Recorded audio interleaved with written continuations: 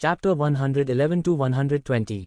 चरमराहट। घर के बांस के दरवाजे को सावधानी से खोला गया था और एक नाजुक लड़की धुले हुए कपड़ों से भरी बांस की थाली लिए हुए अंदर आई। एक 15 या 16 साल की लड़की। वह शांत और कोमल थी, जैसे चंद्रमा के नीचे कमल का फूल। उसने मोटे कपड़े से बने भूरे सफ़ेद कपड़े पहने थे, लेकिन यह उसके सितारे जैसी सुंदरता और ईथर स्वभाव को छिपाने में असमर्थ था। विशेष रूप से उसकी आंखों की जोड़ी, जो क्रिस्टल के शुद्धतम से भी अधिक स्पष्ट थी। वे इतने सुंदर थे कि वे दुनिया की हर चीज का रंग उड़ा सकते थे। स्पष्ट रूप से यह देखने के बाद कि वह कहाँ है, युनचे ने पहले ही उसके प्रकट होने की भविष्यवाणी कर दी थी। लेकिन जिस क्षण उसने दरवाजा खोला और प्रवेश किया, उसका दिल अभी भी अतुलनीय रूप से भयंकर रूप से धड़क रहा था। उसकी आंखें और अभिव्यक्ति जम गई, क्योंकि वह खाली घूर रहा था, जैसे कि दुनिया में सब कुछ उस पल में बेरंग हो गया हो, केवल उसके फिगर को छोड़कर। उसकी सारी भावनाएं, उसके सारे विचार, उसकी सारी मान्यताएं इस समय पागलपन और पूरी तरह से उमड़ रही थीं। उस साल जब वह उसकी बाहों में मरी, तो उसने अपना दिल रोया, यह सोचकर कि वह इस जीवन में फिर कभी नहीं रोएगा। लेकिन इस समय वह अपनी आंखों से बेकाबू होकर बहने वाले गर्म आंसुओं को महसूस कर सकता था। धड़कती हुई भावनाएं जो अब उसकी नहीं थीं, उसके सीने में बेतरतीब ढंग से गुंथी हुई थीं। वह पहले से ही भूल गया था कि वह कहाँ था, भूल गया कि वह अभी भी एक परीक्षण के बीच में था। उसकी सारी भावनाएं इस क्षण उसकी आत्मा से निकली एक हल्की सिसकियों की पुकार में तब्दील हो गईं। लिंग ए टकराना। बालिका के हाथ में लगा बांस का कटोरा जमीन पर गिर गया। युनचे को बिस्तर पर बैठे हुए देखकर उसकी खूबसूरत आंखों ने गहरा आश्चर्य प्रकट किया। वह कुछ ही कदमों में उसके बिस्तर के सामने पहुंच गई। उसकी अभिव्यक्ति चिंतित थी, लेकिन उसने अपनी आवाज को यथासंभव कोमल बनाने की कोशिश की। बिग ब्रदर युनचे, आप जाग रहे हैं?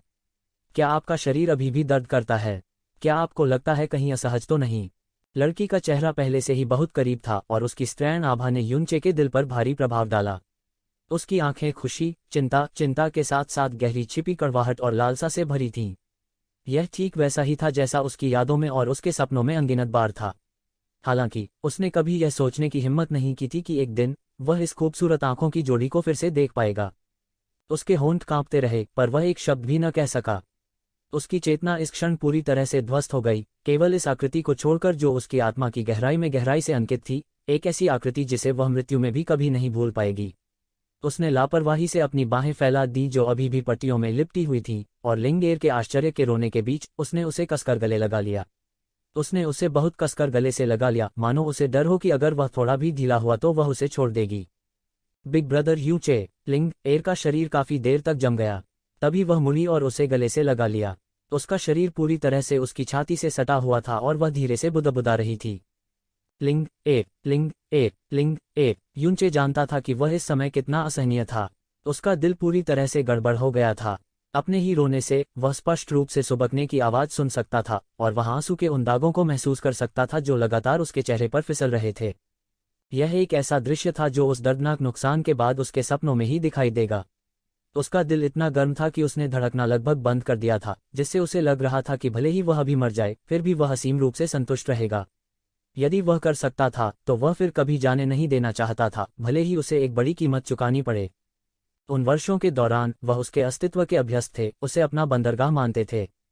हर बार जब उसका पूरा शरीर खून से सना हुआ था और वह मृत्यु के कगार पर था, तो वह इस छोटे से घर के सामने रेंगने के लिए बेताब हो जाता था, जिसे उसने अपने 2 हाथों से उनके लिए बनाया था। हर बार जब उसे गर्मी की जरूरत होती तो वह बेकाबू हो जाता, इधर आओ। हर बार वो चिड़चिड़ा और पागल रहता था। वह हमेशा शांति की तलाश में यहाँ आएंगे, और वह हमेशा उसके शरीर और आत्मा पर घावों को ठीक करती थी। धारा में उसके लिए मछलियां पकड़ती थी, उसकी पीठ थपथपाती थी और उसे एक बच्चे की तरह सोने के लिए फुसलाती थी। उसकी सतर्कता बहुत अधिक थी और वह आमतौर पर हर 15 मिनट में जाग जाता था। केवल उसके स्थान पर क्या वह अगले दिन दोपहर तक सोएगा? उस समय उसके पास केवल वही गर्मजोशी थी। हालांकि उसकी आंखें घृणा से अंधी हो गई थीं, और उसने, जिसने अपने जीवन में सब कुछ के रूप में बदला देखा, केवल एक आदत के रूप में माना। केवल उस दिन तक जब तक उसने उसे खो दिया, क्या वह वास्तव में समझ पाया कि यह लड़की लंबे समय से अधिक महत्वपूर्ण थी उसके जीवन से और उसकी घृणा से अधिक महत्वपूर्ण। बार बार उसने आंसू बहाते हुए उससे बदला न लेने की विनती की। बिना किसी शिकायत या पछतावे के हार मानने के बीच उसके पास केवल यही अनुरोध था। उसने नहीं सुना। अपने जीवन के अंतिम क्षण में भी उसने अपने अंतिम शब्दों का इस्तेमाल करते हुए उसे अपने स्वामी से बदला नहीं लेने के लिए और उसके लिए बदला नहीं लेने के लिए राजी किया, इसलिए नहीं कि उसे मारने वाले उसके रिश्तेदार थे, लेकिन क्योंकि उसे इतनी सख्त उम्मीद थी कि वह अब नहीं रहेगा, अंतहीन नफरत में जीना जारी रखें।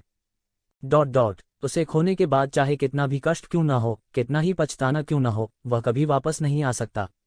यदि यह संभव होता तो वह इसके बदले में अपने पास मौजूद हर चीज का उपयोग करने को तैयार था, भले ही वह उसका अपना जीवन और आत्मा ही क्यों न हो। लिंग ए लिंग ए लिंग ए उसने लिंग को अपने आलिंगन में कसकर गले लगाया और बार बार पुकारा, यह उम्मीद करते हुए कि वह इस सपने से कभी नहीं उठेगा। इस तरह की खुशी जो खो गई थी और वापस आ गई थी, वह इतनी गर्म थी कि कोई भी शब्द उसका वर्णन नहीं कर सकता था। बिग ब्रदर यूचे, उसके कान के पास लिंग एयर की कोमल फुसफुसाहट सुनाई दी, एक सपने की तरह हल्की। अब बदला लेने के बारे में मत सोचो, ठीक है? स्वर्ग में आपके स्वामी की आत्मा आपको इस तरह नहीं देखना चाहती होगी। जब तक आप बदला नहीं लेना चाहते, चाहे कुछ भी हो, मैं आपसे वादा कर सकता हूँ, हम दोनों इस बांस के जंगल में रह सकते हैं। तुम मेरा साथ दो, मैं तुम्हारा साथ दूंगा, हम सब जीवन भर मैं तुम्हारी सबसे कोमल पत्नी बनूंगी, मैं तुम्हें कभी नहीं छोड़ूंगी, ठीक है? उद्धरण चिन्ह। उसकी सुगंधित सुगंध, उसकी आवाज और उसके शब्द इतने परिचित थे क्योंकि यह सुगंध और आवाज पूरी तरह से उसकी थी। इसके अलावा ये वे शब्द थे जो उसने उससे कई बार कहे थे। अतीत में हर बार जब उसने ये शब्द उससे कहे तो उसका दिल धड़क उठा, लेकिन तुरंत यह नफरत से मजबूती से दब गया। उसे खोने के बाद उसने कई बार कल्पना की थी, यदि समय उल्टा हो सकता है और स्वर्ग ने उसे एक और मौका दिया है तो वह इसे कभी अस्वीकार नहीं करेगा, कभी नहीं। बिना किसी हिचकिचाहट के उसने जोर से सिर हिलाया। उसने लगातार 5 या 6 बार सिर हिलाया और कर्कश स्वर में दृढ़ता से कहा, ठीक है लिंग एयर, मैं तुम्हारी बात सुनूंगा, मैं तुमसे वादा करता हूं, मैं अब बदला नहीं लूंगा। अब से तुम मेरी जिंदगी हो, तुम जहां भी हो मैं वहां रहूंगा, मैं हमेशा आपका साथ दूंगा, आपकी रक्षा करूंगा और जीवन भर आपसे अलग नहीं रहूंगा। उद्धरण चिन्ह। हर वाक्य, हर शब्द और भावनाओं का हर अंश उनकी आत्मा की गहराइयों से आया था। वह कैसे चाहता था कि वह इन शब्दों को वापस उसके लिए चिल्ला सके। लिंगेर ने खुशी के आंसू रोए, उसकी 2 जेब जैसी बाहों ने उसे कसकर गले लगा लिया। बिग ब्रदर यूनचे, क्या तुमने जो कहा वह सच है? क्या यह सच है? यह सच है, हर शब्द सच है। अगर एक भी झूठ है तो मुझे स्वर्ग से नष्ट कर दो। यूनचे ने प्रत्येक शब्द को दृढ़ता से कहा। इन शब्दों को कहने के बाद उसने धीरे से अपनी आंखें बंद कर लीं, उसकी अभिव्यक्ति कितनी शांत और संतुष्ट थी। उसने महसूस किया कि कोई नुकीली और ठंडी वस्तु उसकी पीठ में गहरी चुभ रही है। ताज़ा खून बह निकला और उसकी चेतना भारीपन के बीच तेजी से बिखर गई।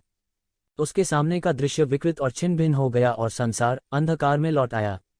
यूचे ने अपनी आंखें खोलीं और उसके सामने वो 2 विशाल सुनहरी आंखें थीं। मैंने खोया। यूचे आत्मा मजाक में हंसे, लेकिन उनकी हंसी बहुत शांतिपूर्ण थी। मैंने मूल रूप से सोचा था, अपनी मनस्थिति के साथ मैं परीक्षण के इस तीसरे चरण से आसानी से गुजर सकता था, लेकिन मैंने खुद को कम करके आंका। हे मैंने आपको निराश किया होगा, शक्ति की खोज के प्रति मेरा हृदय इतना दृढ़ नहीं है। फीनिक्स स्पिरिट की आवाज सुनाई दी, आपकी आत्मा इंद्रियां मुझे बताती हैं, शुरू से ही आप जानते थे कि यह केवल एक भ्रम था। आपने बिस्तर के बगल में खंजर को भी स्पष्ट रूप से देखा था और स्पष्ट रूप से जानते थे कि यदि आपने इस खंजर को उठाया और उस लड़की को मार डाला तो आप इस भ्रम को तोड़ने में सक्षम होंगे और इस प्रकार इस परीक्षा को आसानी से पार कर लेंगे। आप इस भ्रम में क्यों डूबे रहना पसंद करेंगे और यहाँ तक कि खुद से यह भी कहेंगे कि सब कुछ वास्तविक था। क्या ऐसा हो सकता है कि आपके हृदय में जो महान शक्ति आपकी उंगलियों पर है, उसकी तुलना उस अस्थायी भ्रम से नहीं की जा सकती है? उद्धरण चिन्ह। मैं यह नहीं कर सकता। यूचे ने धीरे से अपना सिर हिलाया। यह भ्रम मेरी आत्मा की गहराई में सबसे कीमती स्मृति से उत्पन्न हुआ। यह एक भ्रम और सबसे वास्तविक सौंदर्य दोनों था जो मेरी आत्मा में गहराई से अंकित था। आप यह नहीं समझ पाएंगे कि वह लड़की मेरे लिए कितनी महत्वपूर्ण है, और इससे भी अधिक, आप यह नहीं जान पाएंगे कि मैं उसका कितना एहसानमंद हूँ। भले ही यह केवल एक भ्रम था, भले ही मुझे कीमत के रूप में अपनी महान शक्ति खोनी पड़े, मैं निश्चित रूप से उसे चोट पहुंचाने के लिए तैयार नहीं होता। उद्धरण चिन्ह। फिर भी आपको स्पष्ट रूप से क्यों आभास हुआ कि उसने चुपके से उस खंजर को उठाया था और उसे आपकी ओर वार किया था, लेकिन आपने उसे धक्का नहीं दिया और चकमा भी नहीं दिया? सिंदूरी चिड़िया की आत्मा ने हैरान स्वर में पूछा। यूनचे मुस्कुराया और उसकी मुस्कान बहुत उदास थी। मुझे पता है, वह एक भ्रम था जो आपने जबरदस्ती मेरी यादों में दखल देकर बनाया था। मेरे लिंग, भले ही उसे मरना पड़े, वह निश्चित रूप से यहाँ तक मौत का कारण बनने को तैयार नहीं होगी। मुझे थोड़ा सा नुकसान, लेकिन मैं उसके हाथों मरने को तैयार था, क्योंकि मैं उसका जो एहसानमंद हूँ वह मेरे जीवन से कहीं अधिक है। उसके हाथों मरने में सक्षम होने के लिए, भले ही यह एक भ्रम था, कमोबेश यह मेरे दिल में अपराधबोध को थोड़ा कम कर देगा। उद्धरण चिन्ह। फीनिक्स स्पिरिट लंबे समय तक चुप रही। मैं सत्ता के लिए प्यासा हूँ, लेकिन इस दुनिया में ऐसी कई चीजें हैं जो मेरे लिए शक्ति से कहीं अधिक महत्वपूर्ण हैं। मुझे शक्ति की आवश्यकता है ताकि मैं उन चीजों की रक्षा कर सकूं जो और भी महत्वपूर्ण हैं। ऐसा लगता है अंत में मेरे पास फीनिक्स से आने वाली शक्ति प्राप्त करने के लिए भाग्य या योग्यता नहीं है। हालांकि भले ही मैं परीक्षण में विफल रहा, फिर भी मैं बहुत संतुष्ट हूँ, क्योंकि इस परीक्षण ने मुझे उसे देखने की इजाजत दी। फिर से उसे गले लगाओ और यहाँ तक कि व्यक्तिगत रूप से उसे वह वचन दो जो मेरे पास है। हमेशा उसे देने का सपना देखा। यूचे मुस्कुराए और उनकी मुस्कान बहुत ही गर्मजोशी भरी थी, बिना किसी अनिच्छा या खेद के। ऐसा लगता है वह लड़की जिसे आप लिंग एयर कहते हैं वास्तव में आपके लिए बहुत महत्वपूर्ण है। आपके दिल में उसकी वजह से एक बेहद भारी पछतावा भी है। हालांकि आपको इस पछतावे को अपनी आत्मा की गहराई में दबाने की आवश्यकता नहीं है। आपने पुनर्जन्म से गुजरने के लिए स्वर्गीय गहन खजाने का उपयोग किया और इस दुनिया के कारण और प्रभाव के नियम के साथ छेड़छाड़ की। तितली प्रभाव के तहत समय, आयाम और विमान सभी तदनुसार बदल गए। कुछ पछतावे और ऋण जरूरी नहीं कि उन्हें हल करने और बनाने का मौका मिले। उद्धरण चिन्ह। आपने पुनर्जन्म से गुजरने के लिए दिव्य गहन खजाने का उपयोग किया। इस वाक्य ने युनचे के दिल को बहुत हिला दिया। वह सीधे उसके सामने विशाल सुनहरी आंख को देखता रहा और बहुत देर तक बोलने में असमर्थ रहा। स्वर्गीय गहन खजाना, पुनर्जन्म से गुजरना। क्या ऐसा हो सकता है कि उसने वास्तव में देखा कि उसने 2 जीवन जिया था? और उसके 2 जीवन जीने का कारण, क्या वह स्वर्गीय गहन निधि के पुनर्जन्म के कारण था? स्वर्गीय गहरा खजाना। मोली ने कहा कि स्काई पॉइजन पल जो उनके शरीर के साथ जुड़ा हुआ था स्वर्गीय गहन खजाने में से एक था। लेकिन स्काई पॉइजन पल की क्षमताएं जहर, दवा, गलाने, अंतरिक्ष और स्काउटिंग पर केंद्रित थीं। इसमें पुनर्जन्म से गुजरने की क्षमता कैसे हो सकती है? जहां तक इस वाक्य के बाद के भाग की बात है, वह इसे पूरी तरह से नहीं समझ पाया। उसने अस्थायी रूप से पूछा, इन सभी शब्दों से आपका क्या मतलब है? हे फीनिक्स आत्मा रहस्यमय तरीके से मुस्कुराए। आपको केवल इसका आधा समझने की जरूरत है, बाकी को प्रकट नहीं किया जा सकता है। जैसे जैसे आपकी ताकत बढ़ती जाएगी और इस दुनिया में आपकी ऊंचाई बढ़ती जाएगी, एक दिन ऐसा आएगा जब आप पूरी तरह से समझ जाएंगे। उद्धरण चिन्ह। युनचे ने विचार किया और फिर सिर हिलाया। फीनिक्स स्पिरिट, भले ही मैं थोड़ा दुखी हूं कि आपने मेरी याददाश्त के भ्रम के साथ छेड़छाड़ की और मेरे लिंग को छुरा घोंप कर मार डाला, फिर भी मुझे आपको धन्यवाद देना है। हालांकि अंत में मैं इस परीक्षण को पास करने में असमर्थ था, इसलिए मुझे भी यह स्थान छोड़ देना चाहिए। नहीं, अभी तुम्हारे जाने का समय नहीं हुआ है, क्योंकि तुम पहले ही तीसरे परीक्षण को सफलतापूर्वक पार कर चुके हो। बधाई हो, मानव जो विधर्मी भगवान की शक्ति को धारण करता है। इन अनगिनत वर्षों में आप 8वें चुनौती देने वाले हैं, जो अपने प्रियजनों के भ्रम को नुकसान पहुंचाने के बजाय सत्ता छोड़ देंगे। आप फीनिक्स से उपहार प्राप्त करने के योग्य हैं। उद्धरण चिन्ह। फेंग बाइचुआन ने कहा था कि एक व्यक्ति अपने जीवन काल में केवल एक बार फीनिक्स के परीक्षण मैदान में प्रवेश कर सकता है। चाहे वे सफल हो या असफल, वे दूसरी बार प्रवेश नहीं कर सकते थे। फिर भी, क्योंकि वह अपनी आत्मा की गहराई में सबसे कीमती व्यक्ति को नुकसान पहुंचाने के लिए तैयार नहीं था, फिर भी उसने तीसरे परीक्षण को छोड़ देना चुना।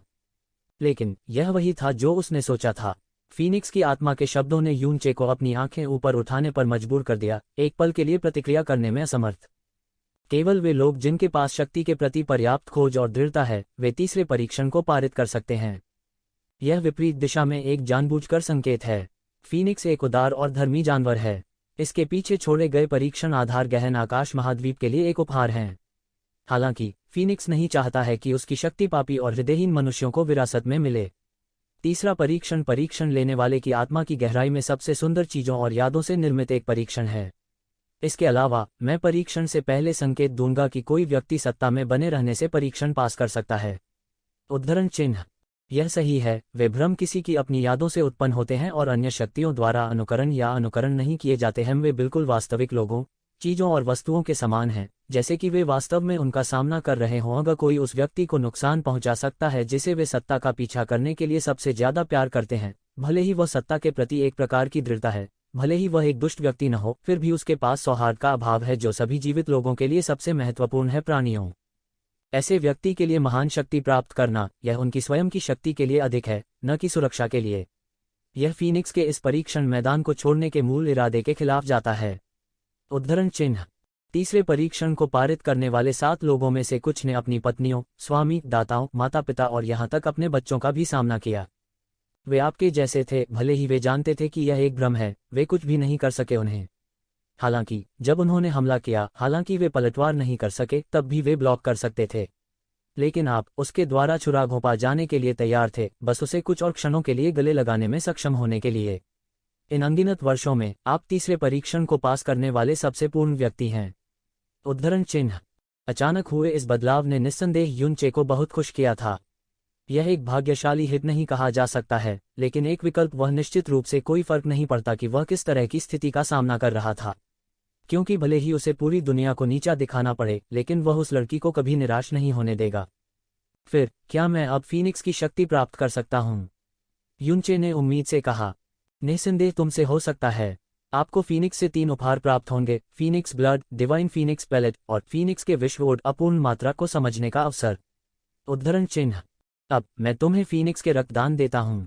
फीनिक्स स्पिरिट की सुनहरी आंखें एक सुनहरी रोशनी से जगमगा उठी, जिससे पूरी अंधेरी दुनिया एक पल में सुनहरी हो गई।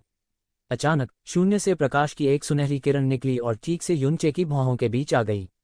फिर यह सीधे उसकी भौहों के बीच में घुस गया। अतीत में ट्रायल चैलेंजर्स को पास होने के बाद फीनिक्स रक्त की केवल एक बूंद मिली, लेकिन आपके पास एक स्वर्गीय गहन खजाना है जो विधर्मी ईश्वर बल को वहन करता है। चूंकि आपने तीसरा परीक्षण पूरी तरह से पास कर लिया है, इसलिए मैं एक अपवाद बनाऊंगा और प्रदान करूंगा आप फीनिक्स रक्त की 3 बूंदें। आपके पास पहले से ही विधर्मी भगवान का अग्नि बीज है, इसलिए आप दुनिया की किसी भी आग से नहीं डरते। फीनिक्स ब्लड द्वारा लाई गई अग्नि प्रतिरोध क्षमता आपके लिए बेकार है, लेकिन एक बार जब यह आपकी रक्त रेखा में मिल जाती है, तो यह आपको अग्नि विशेषता गहन कलाओं की खेती करते समय और अग्नि विशेषता गहन कौशल का उपयोग करते समय आधे प्रयास के साथ 2 बार परिणाम प्राप्त करने की अनुमति देगा। शक्ति सम होगे बढ़ा, बेहतर, अधिक बड़ा, महत्तर। विशेष रूप से फीनिक्स फ्लेम स्किल का उपयोग करते समय यह एक नश्वर रक्त रेखा की 3 गुना शक्ति को उजागर कर सकता है। उद्धरण चिन्ह। एक और कारण भी है। फीनिक्स रक्त की एक बूंद पहले से ही एक नश्वर रक्त रेखा को सहन करने की सीमा है। आपके पास विधर्मी भगवान का अग्नि बीज है, इसलिए फीनिक्स रक्त की 3 बूंदों को मिलाना भी एक आसान काम होगा। इसके अलावा पूरी प्रक्रिया के बारे में बात करना खतरनाक या दर्दनाक नहीं है। अब अपनी आंखें बंद करें और फीनिक्स रक्त की इन 3 बूंदों को अपने रक्त रेखा में मिला दें। पिछले 7 ट्रायल चैलेंजर्स में से सबसे कम समय लेने वाले व्यक्ति ने भी फ्यूजन को पूरा करने के लिए 3 दिन का उपयोग किया, लेकिन मुझे विश्वास है कि आपके लिए इसमें केवल आधा घंटा लगेगा। उद्धरण चिन्ह। फीनिक्स स्पिरिट की आवाज उसके दिमाग में गूंज रही थी, लेकिन युनचे के पास प्रतिक्रिया देने के लिए पहले से ही समय नहीं था। एक मानव शरीर की विशाल रक्तरेखा की तुलना में रक्त की 3 छोटी बूंदों को बहुत अधिक नहीं माना जा सकता है, लेकिन यह वह खून था जो फीनिक्स का था। फीनिक्स रक्त की 3 बूंदों के उसके रक्त में प्रवेश करने के बाद यह पागलपन से जलती हुई लपटों के 3 समूहों की तरह था, और आग की लपटों के ये 3 गुच्छे लगभग एक पल में उसके पूरे शरीर की रक्तरेखा में फैल गए, जिससे उसके शरीर का सारा रक्त निकल गया हिंसक रूप से बढ़ना। यदि यह एक नश्वर था, तो बस उसके रक्त के जलने से होने वाला दर्द उसे यह विश्वास दिलाने के लिए पर्याप्त होगा कि वह मर गया था। शायद एक बूंद को दबाया जा सकता था, प्रतिरोध किया जा सकता था और बहुत प्रयास के बाद रक्त रेखा में सफलतापूर्वक जोड़ा जा सकता था, लेकिन 3 बूंदें, जैसा कि फीनिक्स स्पिरिट ने कहा था, यह बस उस सीमा को पार कर गया जो मानव रक्त रेखा सहन कर सकती है। न केवल फ्यूज करना असंभव था, बल्कि यह फीनिक्स रक्त से भस्म हो जाएगा। लेकिन युनचे के लिए इस तरह की जलन से उसे जो अनुभूति हुई, वह उसके शरीर के भीतर 3 गर्म धाराओं से ज्यादा कुछ नहीं थी। केवल एक नश्वर रक्त रेखा के सामने यह फीनिक्स रक्त वास्तव में बहुत शक्तिशाली और महान था। यह साधारण धूल में गिरने वाले जेड के 3 टुकड़ों में सबसे महान जैसा था। युनचे ने अपनी आंखें बंद कर लीं और अपने मन को शांत कर लिया। जुआनली के मार्गदर्शन का उपयोग करते हुए उसने फीनिक्स रक्त के असंबद्ध विद्रोह की 3 बूंदों को दबा दिया। उसने उन्हें अपनी रक्त रेखा के भीतर हर जगह घूमने के लिए निर्देशित किया, जिससे फीनिक्स रक्त की ये 3 बूंदें धीरे धीरे उसके रक्त रेखा में पिघल गईं। धीरे धीरे उसका रक्त गर्म और गर्म होता गया और फीनिक्स रक्त की 3 बूंदें भी छोटी और छोटी होती गईं। उसके पूरे शरीर में 1 दर्जन से अधिक बार चक्कर लगाने के बाद फीनिक्स रक्त की 3 बूंदें अंत में पूरी तरह से युनचे की रक्त रेखा में मिल गईं। युनचे ने अपनी आंखें खोलीं और उसकी बाहों के बीच एक तेज लाल ज्वाला का निशान चमक उठा। चाप का आकार बिल्कुल फीनिक्स कबीले के बाहरी हिस्से जैसा था, केवल रंग ज्यादा चमकीला था। बहुत अच्छा, ऐसा लगता है कि आप फीनिक्स रक्त की 3 बूंदों के साथ पहले ही सफलतापूर्वक जुड़ चुके हैं। मैंने आपके शरीर के भीतर रक्त में परिवर्तन को पहले ही महसूस कर लिया है। फीनिक्स रक्त की इन 3 बूंदों के साथ आपका जीवन काल भी कम से कम 300 साल बढ़ जाएगा। फिर मैं आपको यह डिवाइन फीनिक्स पिल और फीनिक्स के वर्ल्ड ऑर्ड के अवशेष दूंगा। उद्धरण चिन्ह। विशाल सुनहरी आंख एक बार फिर से चमक उठी और प्रकाश के 2 कण आकाश से उतरे, युनचे के सामने उतरे। यह एक सफेद जेड की बोतल थी और टूटी हुई सफेद जेड स्लेट का एक टुकड़ा था। सफ़ेद जेड बोतल के अंदर डिवाइन फीनिक्स पिल है। ये आग की शक्ति को नियंत्रित करने की आपकी क्षमता को बहुत बढ़ा सकता है, लेकिन आपके शरीर में विधर्मी भगवान की अग्नि भगवान का बीज है, इसलिए यह मुख्य क्षमता आपके बहुत काम नहीं आएगी। वहीं यह आपकी जुआनली को काफ़ी बढ़ा सकता है। आपके वर्तमान जुआनली के लिए यह आपके जुआनली के रैंक को 5 से अधिक स्तरों तक बढ़ा सकता है। उद्धरण चिन्ह। और जेड का यह टुकड़ा अधूरे फीनिक्स के विश्व ओड के साथ अंकित है। प्रारंभिक युग में फीनिक्स का विश्व ode, vermilion bird consoling soul song और गोल्डन क्रो का जलती हुई दुनिया का रिकॉर्ड 3 महान विश्व झुलसा देने वाले स्वर्गीय टोम्स के रूप में जाने जाते थे, जिनके पास अत्यधिक शक्ति थी आकाश को भस्म करना। उसके बाद फीनिक्स ने ट्रायल ग्राउंड में वर्ल्ड ऑर्ड ऑफ फीनिक्स के पहले 6 चरणों को पीछे छोड़ दिया, लेकिन उद्धरण चिन्ह। यहाँ तक बोलते हुए फीनिक्स की आत्मा अचानक चुप हो गई, मानो यूनचे द्वारा खुद इसकी जांच करने की प्रतीक्षा की जा रही हो। यूनचे ने डिवाइन फीनिक्स पिल और टूटी जेड का टुकड़ा उठाया और जेड पर अपना हाथ दबाया। जुआनली हिल गया और अंदर की जानकारी जल्दी से उसके दिमाग में झलकने लगी। उसका दिल भी अतुलनीय रूप से उत्साहित था। यह एक लौ तकनीक थी जो फीनिक्स से आई थी, एक दिव्य जानवर की विरासत जिसे दुनिया के झुलसाने वाले स्वर्गीय टॉम्स में से एक के रूप में जाना जाता है। फीनिक्स का विश्व ओड 5वां चरण। फीनिक्स का विश्व ओड 6ठा चरण। केवल 5वां और 6ठा चरण ही क्यों है? पहले 4 चरणों का क्या? यूनचे ने अपना सिर उठाया, उसका चेहरा आश्चर्य से भरा हुआ था। उसने कई बार जेड के इस टुकड़े में जानकारी के माध्यम से खोज की थी, लेकिन केवल 5वें और 6ठे चरण के रिकॉर्ड ही खोज सके। पहले 4 चरणों का कोई अस्तित्व नहीं था। पहले 4 चरणों के बिना कोई 5वें और 6ठे चरणों की साधना कैसे कर सकता है? यह वास्तव में एक बड़ा अफसोस है, लेकिन मैं इसके बारे में कुछ नहीं कर सकता। फीनिक्स की आत्मा की आवाज ने एक गहरी आह भरी। इस world ode of the phoenix के पास मूल रूप से पहले चरण से 6ठे चरण तक का पूरा रिकॉर्ड था, लेकिन मेरे पहले ट्रायल लेने वाले के आने से पहले एक दुर्घटना हो गई।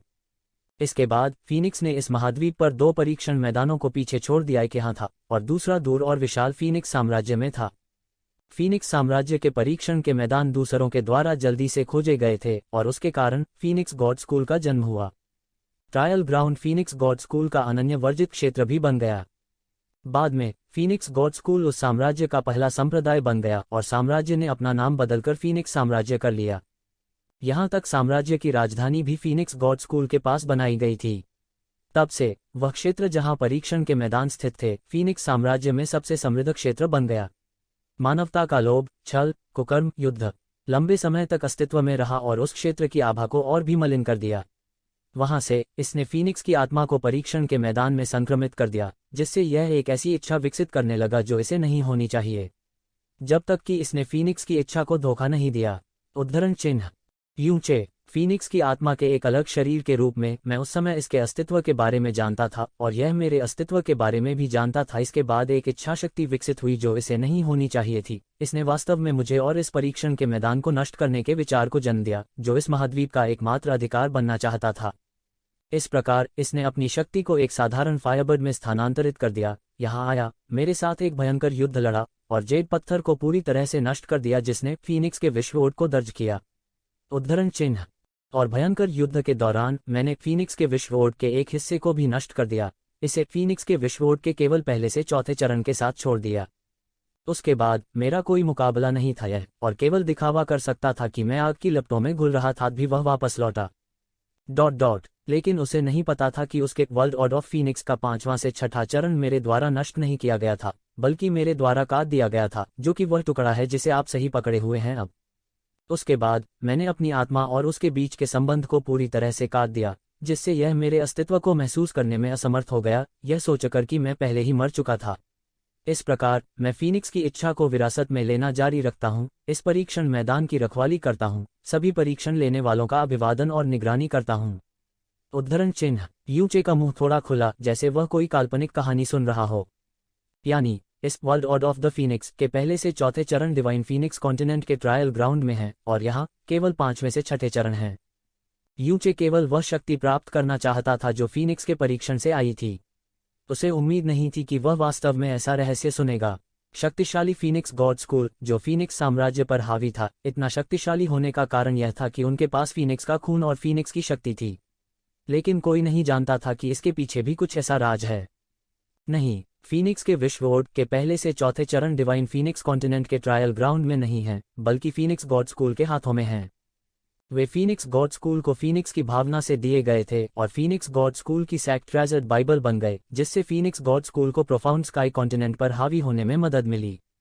ट्रायल में पास होने वाले डिवाइन फीनिक्स संप्रदाय के शिष्यों को शुद्ध फीनिक्स रक्त और डिवाइन फीनिक्स पैलेट्स प्रदान करने के लिए ट्रायल ग्राउंड को संरक्षित किया जाना था। ऐसा इसलिए था क्योंकि परीक्षण में उत्तीर्ण होने वाले ही फीनिक्स रक्त और डिवाइन फीनिक्स पैलेट्स प्राप्त कर सकते थे। यह फीनिक्स द्वारा उस समय निर्धारित किया गया नियम था, और भले ही यह हम हो, ये आत्मा अवतार, हम इसका विरोध करने या इसे बदलने में असमर्थ हैं। फीनिक्स का विश्व स्तोत्र वही है। उद्धरण चिन्ह। फिर Phoenix of divine phoenix continent की आत्मा फीनिक्स गॉड स्कूल को world order of the Phoenix क्यों दे सकती है? साथ ही यदि यहाँ केवल 5वीं और 6ठी अवस्थाएं हैं और पहली 4 अवस्थाएं नहीं हैं, तो साधना करने का कोई तरीका नहीं है। आप फीनिक्स की आत्मा हैं, आपको पहले 4 चरणों की शक्ति छापों को जानना चाहिए, है ना? यूनचे ने पूछा। नहीं, मैं नहीं। भले ही हम फीनिक्स की आत्माएं हैं, हमें फीनिक्स के विश्वोड को पढ़ने का कोई अधिकार नहीं है, नहीं हम इसे दूसरों को दे सकते हैं। हमारे पास एकमात्र अधिकार है कि हम इसे 1 महीने के लिए समझने के लिए परीक्षण पास करने वाले मनुष्यों को दें। लेकिन हमारे बीच भयंकर युद्ध में जेड का मेरा टुकड़ा, जिसने फीनिक्स के विश्वोड को दर्ज किया था, नष्ट हो गया और यह भी टूट गया। जेड के टूटने से फीनिक्स द्वारा फीनिक्स के विश्वोड में छोड़े गए कानूनों की छाप भी फैल गई। इस प्रकार उसने अपने हाथों में जेड का टूटा हुआ टुकड़ा प्राप्त किया, जो फीनिक्स के विश्वोड के पहले 4 चरणों को नियंत्रित करने का अधिकार भी है। नीचे का आधा हिस्सा मेरे हाथों में आ गया और मैं इसके साथ जो चाहे कर सकता था। हालांकि मैं फीनिक्स की इच्छा के खिलाफ कभी नहीं जाऊंगा। पहले 4 लोगों के बारे में मुझे कुछ पता नहीं है, इसलिए आपके लिए मुझसे पहले 4 लोगों को प्राप्त करना असंभव है। उद्धरण चिन्ह। अच्छा ऐसा है। यूनचे का दिल निराशा से भर गया।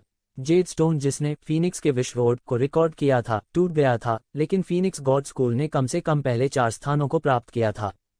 पहले क्षेत्र से शुरू करते हुए कोई भी साधना में जरा सा भी विलंब किए बिना कदम दर कदम पूरी तरह से आगे बढ़ सकता है। अधिक से अधिक कोई केवल चौथे क्षेत्र के शिखर तक ही पहुंच सकता था। और फीनिक्स के विश्वोड का 5वां से 6ठा चरण, जिसे उन्होंने वर्तमान में अपने हाथों में रखा था, फीनिक्स गॉड स्कूल की तुलना में 2 चरणों में उच्च लग रहा था, लेकिन यह मूल रूप से इसे धारण न करने से अलग नहीं था। पहले के बिना 4 चरण, वह 5वें चरण की साधना कैसे कर सकता है? अकेले 6ठा चरण दें। यह बिल्कुल एक इमारत की तरह था। पहली 4 मंजिलों के बिना 5वीं और 6ठी मंजिल कैसे हो सकती है? भले ही वह हवा में एक मंडप था, उसके नीचे एक ठोस समर्थन होना चाहिए। आप तुरंत इस डिवाइन फीनिक्स पैलेट का सेवन कर सकते हैं अपनी ज्वानली के साथ। इसे पूरी तरह से परिष्कृत करने के लिए आपको 3 दिनों की आवश्यकता होगी। जहां तक फीनिक्स के विश्व स्तोत्र का सवाल है, हालांकि यह केवल एक अवशेष है और इसकी खेती नहीं की जा सकती है, फीनिक्स द्वारा पीछे छोड़े गए नियमों के अनुसार आप अगले महीने के लिए इस स्थान पर इसका अध्ययन कर सकते हैं। बेशक अगर आपको लगता है कि यह सिर्फ समय की बर्बादी है, तो आप डिवाइन फीनिक्स पैलेट को परिष्कृत करने के तुरंत बाद छोड़ सकते हैं। हालांकि फीनिक्स के विश्वोड के इस अवशेष की खेती नहीं की जा सकती है, फिर भी यह प्राचीन काल को हिलाकर रख देने वाले विश्व झुलसाने वाले स्वर्गीय टोमों में से एक है। आप 1 महीने के समय में इससे कुछ प्राप्त करने में सक्षम हो सकते हैं। सब कुछ आप पर निर्भर है। उद्धरण चिन्ह। अंत में मुझे आपको एक चेतावनी देनी चाहिए। आपके जाने के बाद परीक्षण में जो हुआ उसके बारे में किसी से एक शब्द भी न कहें। यदि आप भविष्य में फीनिक्स साम्राज्य में जाते हैं, जब तक कि आपके पास पर्याप्त शक्ति न हो, आपको अपने फीनिक्स रक्तरेखा और छाप को छुपाना होगा। अगर फीनिक्स गॉड रेस को पता चलता है कि आपके पास फीनिक्स ब्लड लाइन है और आप फीनिक्स गॉड स्कूल के शिष्य नहीं हैं, तो आप निश्चित रूप से एक आपदा से मिलेंगे। इसे याद रखें। उद्धरण चिन्ह। ये आवाज लंबे समय तक यूनचे के दिमाग में गूंजती रही और बड़ी सुनहरी आंखों का जोड़ा पहले ही धीरे धीरे गायब हो गया था। World order of the phoenix के अवशेष को रिकॉर्ड करने वाले जेड स्टोन को पकड़े हुए यूनचे के लिए विवादित महसूस न करना असंभव था। फीनिक्स गॉड स्कूल किस तरह का अस्तित्व था? इसकी कोई भी शाखा ब्लू विंड एम्पायर के 4 प्रमुख संप्रदायों को टक्कर देने के लिए काफी मजबूत थी। मुख्य संप्रदाय की ताकत आम लोगों के लिए अकल्पनीय थी। उनके इतने मजबूत होने का कारण उनकी फीनिक्स रक्त रेखा और फीनिक्स आत्मा से प्राप्त world order of the phoenix के कारण था। और अब उसके हाथों में फीनिक्स का विश्व स्तोत्र फीनिक्स गॉड स्कूल की तुलना में 2 क्षेत्र ऊंचा था। यह कैसी चौंकाने वाली अवधारणा थी! लेकिन यह केवल एक अवशेष था। पहले 4 चरणों की नींव के बिना इसकी खेती करने का कोई तरीका नहीं था। यह कल्पना करना आसान था कि किसी के हाथ में इतना महत्वपूर्ण खजाना पकड़ना कितना अजीब और असुविधाजनक था। यूचे बल्कि फीनिक्स स्पिरिट को इसे बाहर नहीं निकालेगा और सीधे इसे एक डिवाइन फीनिक्स पैलेट फेंक देगा। वह अधिक तनाव मुक्त और खुश होगा और इतना विवादित महसूस नहीं करेगा। जमीन पर बैठकर यूचे ने जेड बोतल खोली और डिवाइन फीनिक्स पैलेट निकाली। डिवाइन फीनिक्स पैलेट रक्त की तरह लाल था और यह स्पर्श करने के लिए गर्म था। उसमें निहित महान शक्ति को स्पष्ट रूप से महसूस किया जा सकता था। यूचे ने अपनी आंतरिक श्वास को समायोजित किया, डिवाइन फीनिक्स पैलेट को अपने मुंह में डाला और उसे निगल लिया। हुश! एक पल में यूचे के शरीर से सुर्ख लाल लपटें उठीं। लपटें उसके पूरे शरीर को पूरी तरह से ढांकते हुए 3 मीटर से अधिक की ऊंचाई तक पहुंच गईं। उसी समय उसके शरीर पर छिद्र बहुत अधिक फैल गए और उसका रक्त सामान्य से लगभग 3 गुना तेज गति से बहने लगा। जुआनली अपनी गहरी नसों में एक पानी की सतह की तरह था जो एक आंधी से बह गया था, हिंसक रूप से मथ रहा था। शुद्धिकरण की प्रक्रिया कठिन और दर्दनाक होनी चाहिए थी, लेकिन उसके शरीर में छल के साथ यूचे एक अवर्णनीय आराम महसूस कर सकता था। उन्होंने अपने रक्त, मध्याह्न और गहरी नसों को शांत करने के लिए समय की 20 से भी कम सांसें लीं। उसकी अभिव्यक्ति और भी शांत थी और उसने खुशी से अपने शरीर में सूक्ष्म परिवर्तनों को महसूस किया और जुआनली धीरे धीरे मोटा होता जा रहा था। उसके शरीर के चारों ओर की लपटें कभी नहीं बुझी थीं और वे चुपचाप जलती रहीं। ये लपटें मूल रूप से उपयोगकर्ता के शरीर को संशोधित करने के लिए उपयोग की जाती थीं और अग्नि तत्व के साथ अग्नि और आत्मीयता के प्रतिरोध को बढ़ाती थीं। लेकिन यूचे के लिए यह वास्तव में अनावश्यक था। फीनिक्स स्पिरिट ने कहा था कि डिवाइन फीनिक्स पैलेट न केवल आग पर उपयोगकर्ता के नियंत्रण को बढ़ा सकता है, बल्कि यह जुआनली को भी बहुत बढ़ा सकता है। फीनिक्स आत्मा ने उससे झूठ नहीं बोला। वह अपने शरीर में जुआनली में वृद्धि को स्पष्ट रूप से महसूस कर सकता था। यह वृद्धि बहुत धीमी थी और यह विधर्मी भगवान के अग्नि बीज को निगलने के बाद अचानक वृद्धि नहीं थी। इसके बजाय वृद्धि असाधारण रूप से स्थिर थी। 1 घंटे बाद यूचे ने अपनी आंखें खोलीं। डिवाइन फीनिक्स पैलेट को उसके शरीर में पहले ही 1% से अधिक परिष्कृत किया जा चुका था। उनका जुआनली मूल रूप से नवजात गहन दायरे के पहले स्तर की बाधा पर था। हेरेटिक गॉड्स फायर सीड को निगलने के बाद हेरेटिक गॉड्स फायर सीड के विस्फोटक विकास को स्थिर करने के लिए उन्होंने जुआनली को लगातार तोड़ने से दबा दिया था। लेकिन अब डिवाइन फीनिक्स पैलेट के प्रभाव में उसकी जुआनली ने केवल 1 घंटे के समय में अपनी सफलता पूरी कर ली थी और तेजी से नवजात गहन क्षेत्र के दूसरे स्तर में प्रवेश कर गया। अपनी बैठने की मुद्रा को बनाए रखते हुए यूचे ने जेड पत्थर उठाया जिसने फीनिक्स के विश्व स्तोत्र को रिकॉर्ड किया। उसने उस पर अपनी हथेली दबाई और उसका दिल पछतावे और चिंता से भर गया। जैसे ही वह अपना हाथ जेड स्टोन से हटाकर डिवाइन फीनिक्स पैलेट को परिष्कृत करने पर ध्यान केंद्रित करने वाला था, एक व्यक्ति की आकृति अचानक उसके दिमाग में कौंध गई, साथ ही वह कोमल शब्द जो उसने 13 साल की उम्र में उससे कहे थे। मास्टर, आपने मुझे जो चिकित्सा कौशल सिखाया है वह सब इस स्वर्गीय चिकित्सा शास्त्र से आया है। हे, यह सही है। यह एक अतुलनीय चमत्कारिक किताब है। जब मैं जड़ी बूटियां इकट्ठा कर रहा था तो मैं पहाड़ों में अपना रास्ता खो बैठा और जंगली जानवरों द्वारा पीछा किए जाने के दौरान मैं एक ऐसी चट्टान से गिर गया जिसे बहुत ऊंचा नहीं माना जा सकता था। फिर मुझे यह स्वर्गीय चिकित्सा शास्त्र एक कंकाल पर मिला जो पहले ही क्षत विक्षत हो चुका था। हालांकि जब मैंने इसे पाया तो मैंने पाया कि इस स्वर्गीय चिकित्सा शास्त्र के कुल 3 भाग थे और जो मैंने प्राप्त किया वह केवल तीसरा था। इसके अलावा यह स्वर्गीय चिकित्सा शास्त्र सामान्य चिकित्सा पुस्तकों से अलग है। इसका चिकित्सा सिद्धांत इसकी अपनी शाखा है और इसे साधारण चिकित्सा सिद्धांत द्वारा समझा और मापा नहीं जा सकता है। पहले 2 भागों के बिना तीसरे भाग को समझना असंभव है। उद्धरण चिन्ह। बाद में मास्टर को पहले 2 भाग मिले, है ना? नहीं। हालांकि मैंने बहुत खोजा, मैं इसे शुरू से अंत तक नहीं पा सका।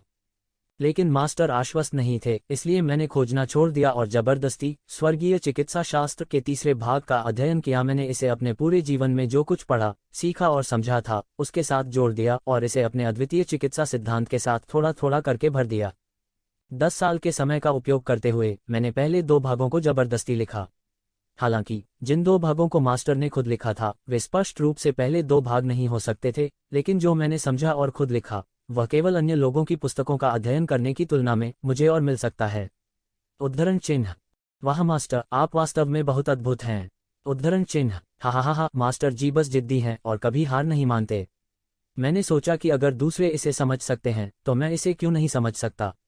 यह उल्लेख करने के लिए नहीं कि संदर्भ के लिए तैयार तीसरा भाग वही है। समझ के मामले में तुम मुझसे बहुत आगे हो। यदि यह आप थे, जब तक आपके पास मास्टर के समान इच्छाशक्ति और दृढ़ संकल्प है, आप निश्चित रूप से इसे कर सकते हैं और मास्टर से भी बेहतर। उद्धरण चिन्ह। अल्पविराम अल्पविराम अल्पविराम अल्पविराम अल्पविराम अल्पविराम। सुबह की घंटी और शाम के ढोल की तरह यूचे की आंखें अचानक चौड़ी हो गईं और उसका दिल जोर से हिल गया। World order of the Phoenix का हर चरण एक कदम दर कदम उन्नति थी। यह सही है, दुनिया की सभी कलाएं ऐसी ही हैं। यदि कोई पहली अवस्था को नहीं समझता है तो दूसरी अवस्था में प्रवेश करना और भी असंभव है, और यदि कोई दूसरी अवस्था को नहीं समझता है तो तीसरी अवस्था में प्रवेश करना असंभव है। यह सामान्य ज्ञान है जिसे व्यवहारिक रूप से सभी जानते हैं, लेकिन क्या यह वास्तव में पूरी तरह असंभव है? मास्टर स्वर्गीय चिकित्सा शास्त्र के तीसरे भाग के माध्यम से स्वर्गीय चिकित्सा शास्त्र के पूरे चिकित्सा सिद्धांत को जबरदस्ती समझ सकता था, और वह स्वयं विधर्मी भगवान के अग्नि बीज के पास था, और कहा जा सकता है कि उसकी शक्ति के साथ एक अद्वितीय संबंध है। इसमें आगा दुनिया, संसार, लोक, अन्न, भू, विश्व किस आधार पर वह पांचवें और छठे चरण के माध्यम से फीनिक्स के विश्वोड के सार को समझ नहीं सका, और फिर पहले 4 चरणों के मध्याह और नींव को अनब्लॉक कर सकता है, और जबरन पांचवें और छठे चरण तक खेती कर सकता है। यहां तक सोचते हुए युनचे ने अपनी आंखें बंद कर लीं और उसका दिल अचानक साफ हो गया। उसके मन में जेड पत्थर से केवल आध्यात्मिक छाप रह गई थी। फीनिक्स के विश्वोड के 5वें चरण से शुरू।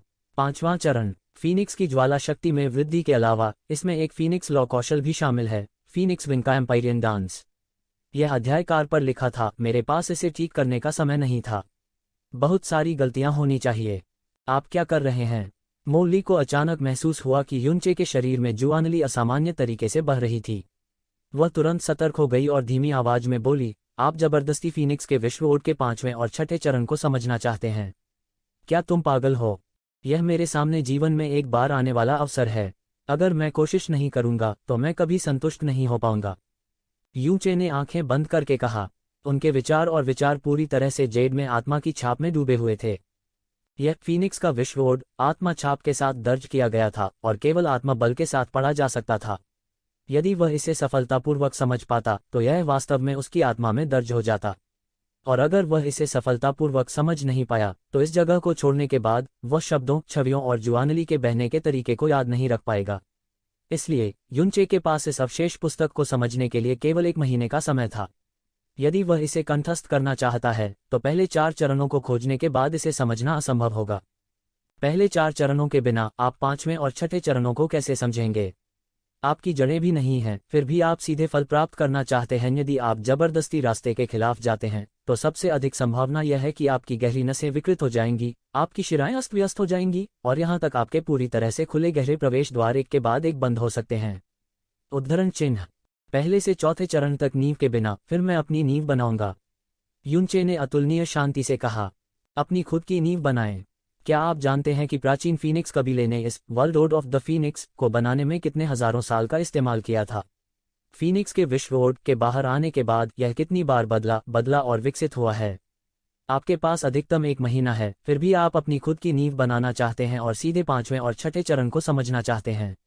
मोली ने अपना सिर हिलाया। भले ही आप वास्तव में किसी प्रकार की अद्वितीय प्रतिभा हो, फिर भी यह असंभव है। उद्धरण चिन्ह, कम से कम मुझे कोशिश करने दो, युनचे ने हठपूर्वक धीमी आवाज में कहा। फिर उसने अन्य सभी चेतनाओं को काट दिया और पूरी तरह से फीनिक्स के विश्वोड की आत्मा छाप में खुद को विसर्जित कर दिया।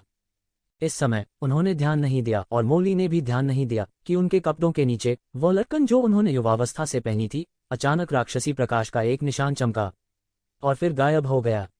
सीलिंग फॉर्मेशन के बाहर लैन शुएरुओ पूरे समय उत्सुकता से प्रतीक्षा कर रहा था। 1 घंटा बीत गया, 2 घंटे बीत गए, 12 घंटे बीत गए, एक पूरा दिन और रात बीत गई। उसकी अभिव्यक्ति कब से उदास हो गई थी। फेंग बाइचुआन का दिल भी पूरी तरह से खामोश हो गया। क्या लोग वास्तव में इस मुकदमे में मरेंगे? फेंग बाइचुआन को एक बार फिर से चलते हुए देखकर लैन शुएरुओ ने अपने शरीर को घुमाया और निर्जीव दृष्टि से पूछा। उसने एक ही सवाल 1 दर्जन से अधिक बार पूछा था। फेंग बाइचुआन ने अपने दिल में एक लंबी आह भरी और केवल अनिच्छा से उसे सांत्वना दे सका। हमारे कुछ कबीले वास्तव में इस परीक्षण में मारे गए। हालांकि हमें इतना निराशावादी होने की आवश्यकता नहीं है। शायद लिटिल ब्रदर युन ने परीक्षण पास कर लिया है। परीक्षण पास करने वाले पूर्वजों में से सबसे लंबे समय तक बाहर आने से पहले 10 दिनों से अधिक समय तक अंदर रहे। इसलिए थोड़ा और इंतजार कीजिए, शायद वह जल्द ही बाहर आ जाए। उद्धरण चिन्ह, जैसा कि उन्होंने इन शब्दों को कहा, फेंग बाइचुआन, जिन्होंने व्यक्तिगत रूप से फीनिक्स परीक्षण का अनुभव किया था, बहुत स्पष्ट थे कि नवजात गहन दायरे के पहले स्तर पर किसी के लिए इस परीक्षण को पास करना असंभव था। चूंकि युनचे को अभी बाहर आना बाकी था, एकमात्र संभावना यह थी कि वह पहले ही परीक्षण के मैदान में मर चुका था। लेकिन इसी क्षण वह लैन शुएरुओ को केवल इन शब्दों के साथ सांत्वना दे सकता था और उसे उम्मीद की एक किरण को पकड़े रहने देता था। कबीले के नेता फेंग, क्या आपके पास मुझे अंदर जाने देने का कोई तरीका है? फेंग बाइचुआन ने अपना सिर हिलाया। हर महीने केवल एक व्यक्ति परीक्षण के मैदान में प्रवेश कर सकता है, मेरे पास कोई रास्ता नहीं है। लैन शुएरुओ ने अपने होंठ काटे और कुछ और नहीं कहा। वह चुपचाप ट्रायल गेट के सामने खड़ी हो गई और मूर्खतापूर्ण ढंग से आगे देखती रही। मैं वास्तव में विश्वास नहीं कर सकता। आपने वास्तव में अग्नि ऊर्जा के साथ अपने जुआनली के बेहद मजबूत संबंध का उपयोग किया, और एक ऐसी स्थिति के तहत जहां फीनिक्स की अग्नि ऊर्जा की अवधारणा गंभीर रूप से अपर्याप्त है, आपने फीनिक्स के विश्वोट फीनिक्स लॉ कौशल के 5वें और 6ठे चरण को जबरदस्ती समझ लिया। मानव, तुमने मुझे चौंका दिया। उद्धरण चिन्ह। इन दो महान क्षेत्रों की मुख्य ताकत फीनिक्स की अग्नि ऊर्जा की पर्याप्त वृद्धि है। मेरे लिए, मैंने केवल इन दो महान लॉ कौशलों को समझा, यह कुछ खास नहीं है। यूचे ने शांति से कहा। नहीं, इन दो महान लोगों के भीतर निहित ज्वाला कौशल के रूप में फीनिक्स विंग का एम्पायर डांस और स्टार स्कॉचिंग डेमन लॉर्ड्स अग्नि ऊर्जा की अवधारणा से जुड़े हुए हैं और एक दूसरे के साथ एक हैं।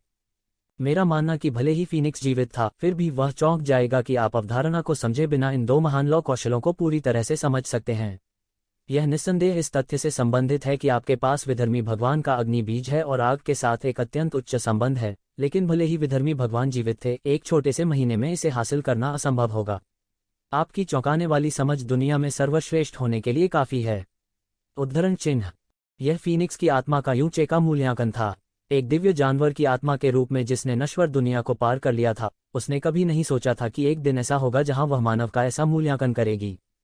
यूचे के हाथ में जेडस्टोन जिसने फीनिक्स के वर्ल्ड ऑर्ड को रिकॉर्ड किया था, धीरे धीरे गायब हो गया और फीनिक्स की आत्मा की आवाज फिर से सुनाई दी। इस ट्रायल ग्राउंड में आपका समय अपने अंत के करीब है, मेरे लिए आपको बाहर भेजने का समय आ गया है। लेकिन उससे पहले शायद मैं तुम्हें एक खास तोहफा दूं। अंधेरे की दुनिया में एक सुनहरी रोशनी अचानक उड़ी और यूचे के माथे को छुआ। तुरंत उसके माथे पर स्कारलेट फीनिक्स का निशान दिखाई दिया, लेकिन इसका रंग पहले के लाल रंग से शुद्ध सुनहरे रंग में बदल गया था, जलती हुई सुनहरी लपटों के समूह की तरह।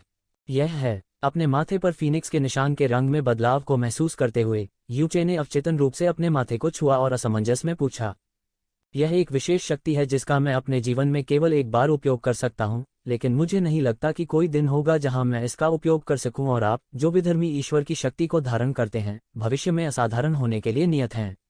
आपको यह शक्ति प्रदान करना उचित से अधिक है। जहां तक यह है कि यह किस प्रकार की शक्ति है, जब आप इसका उपयोग करेंगे तो स्वाभाविक रूप से आपको पता चल जाएगा।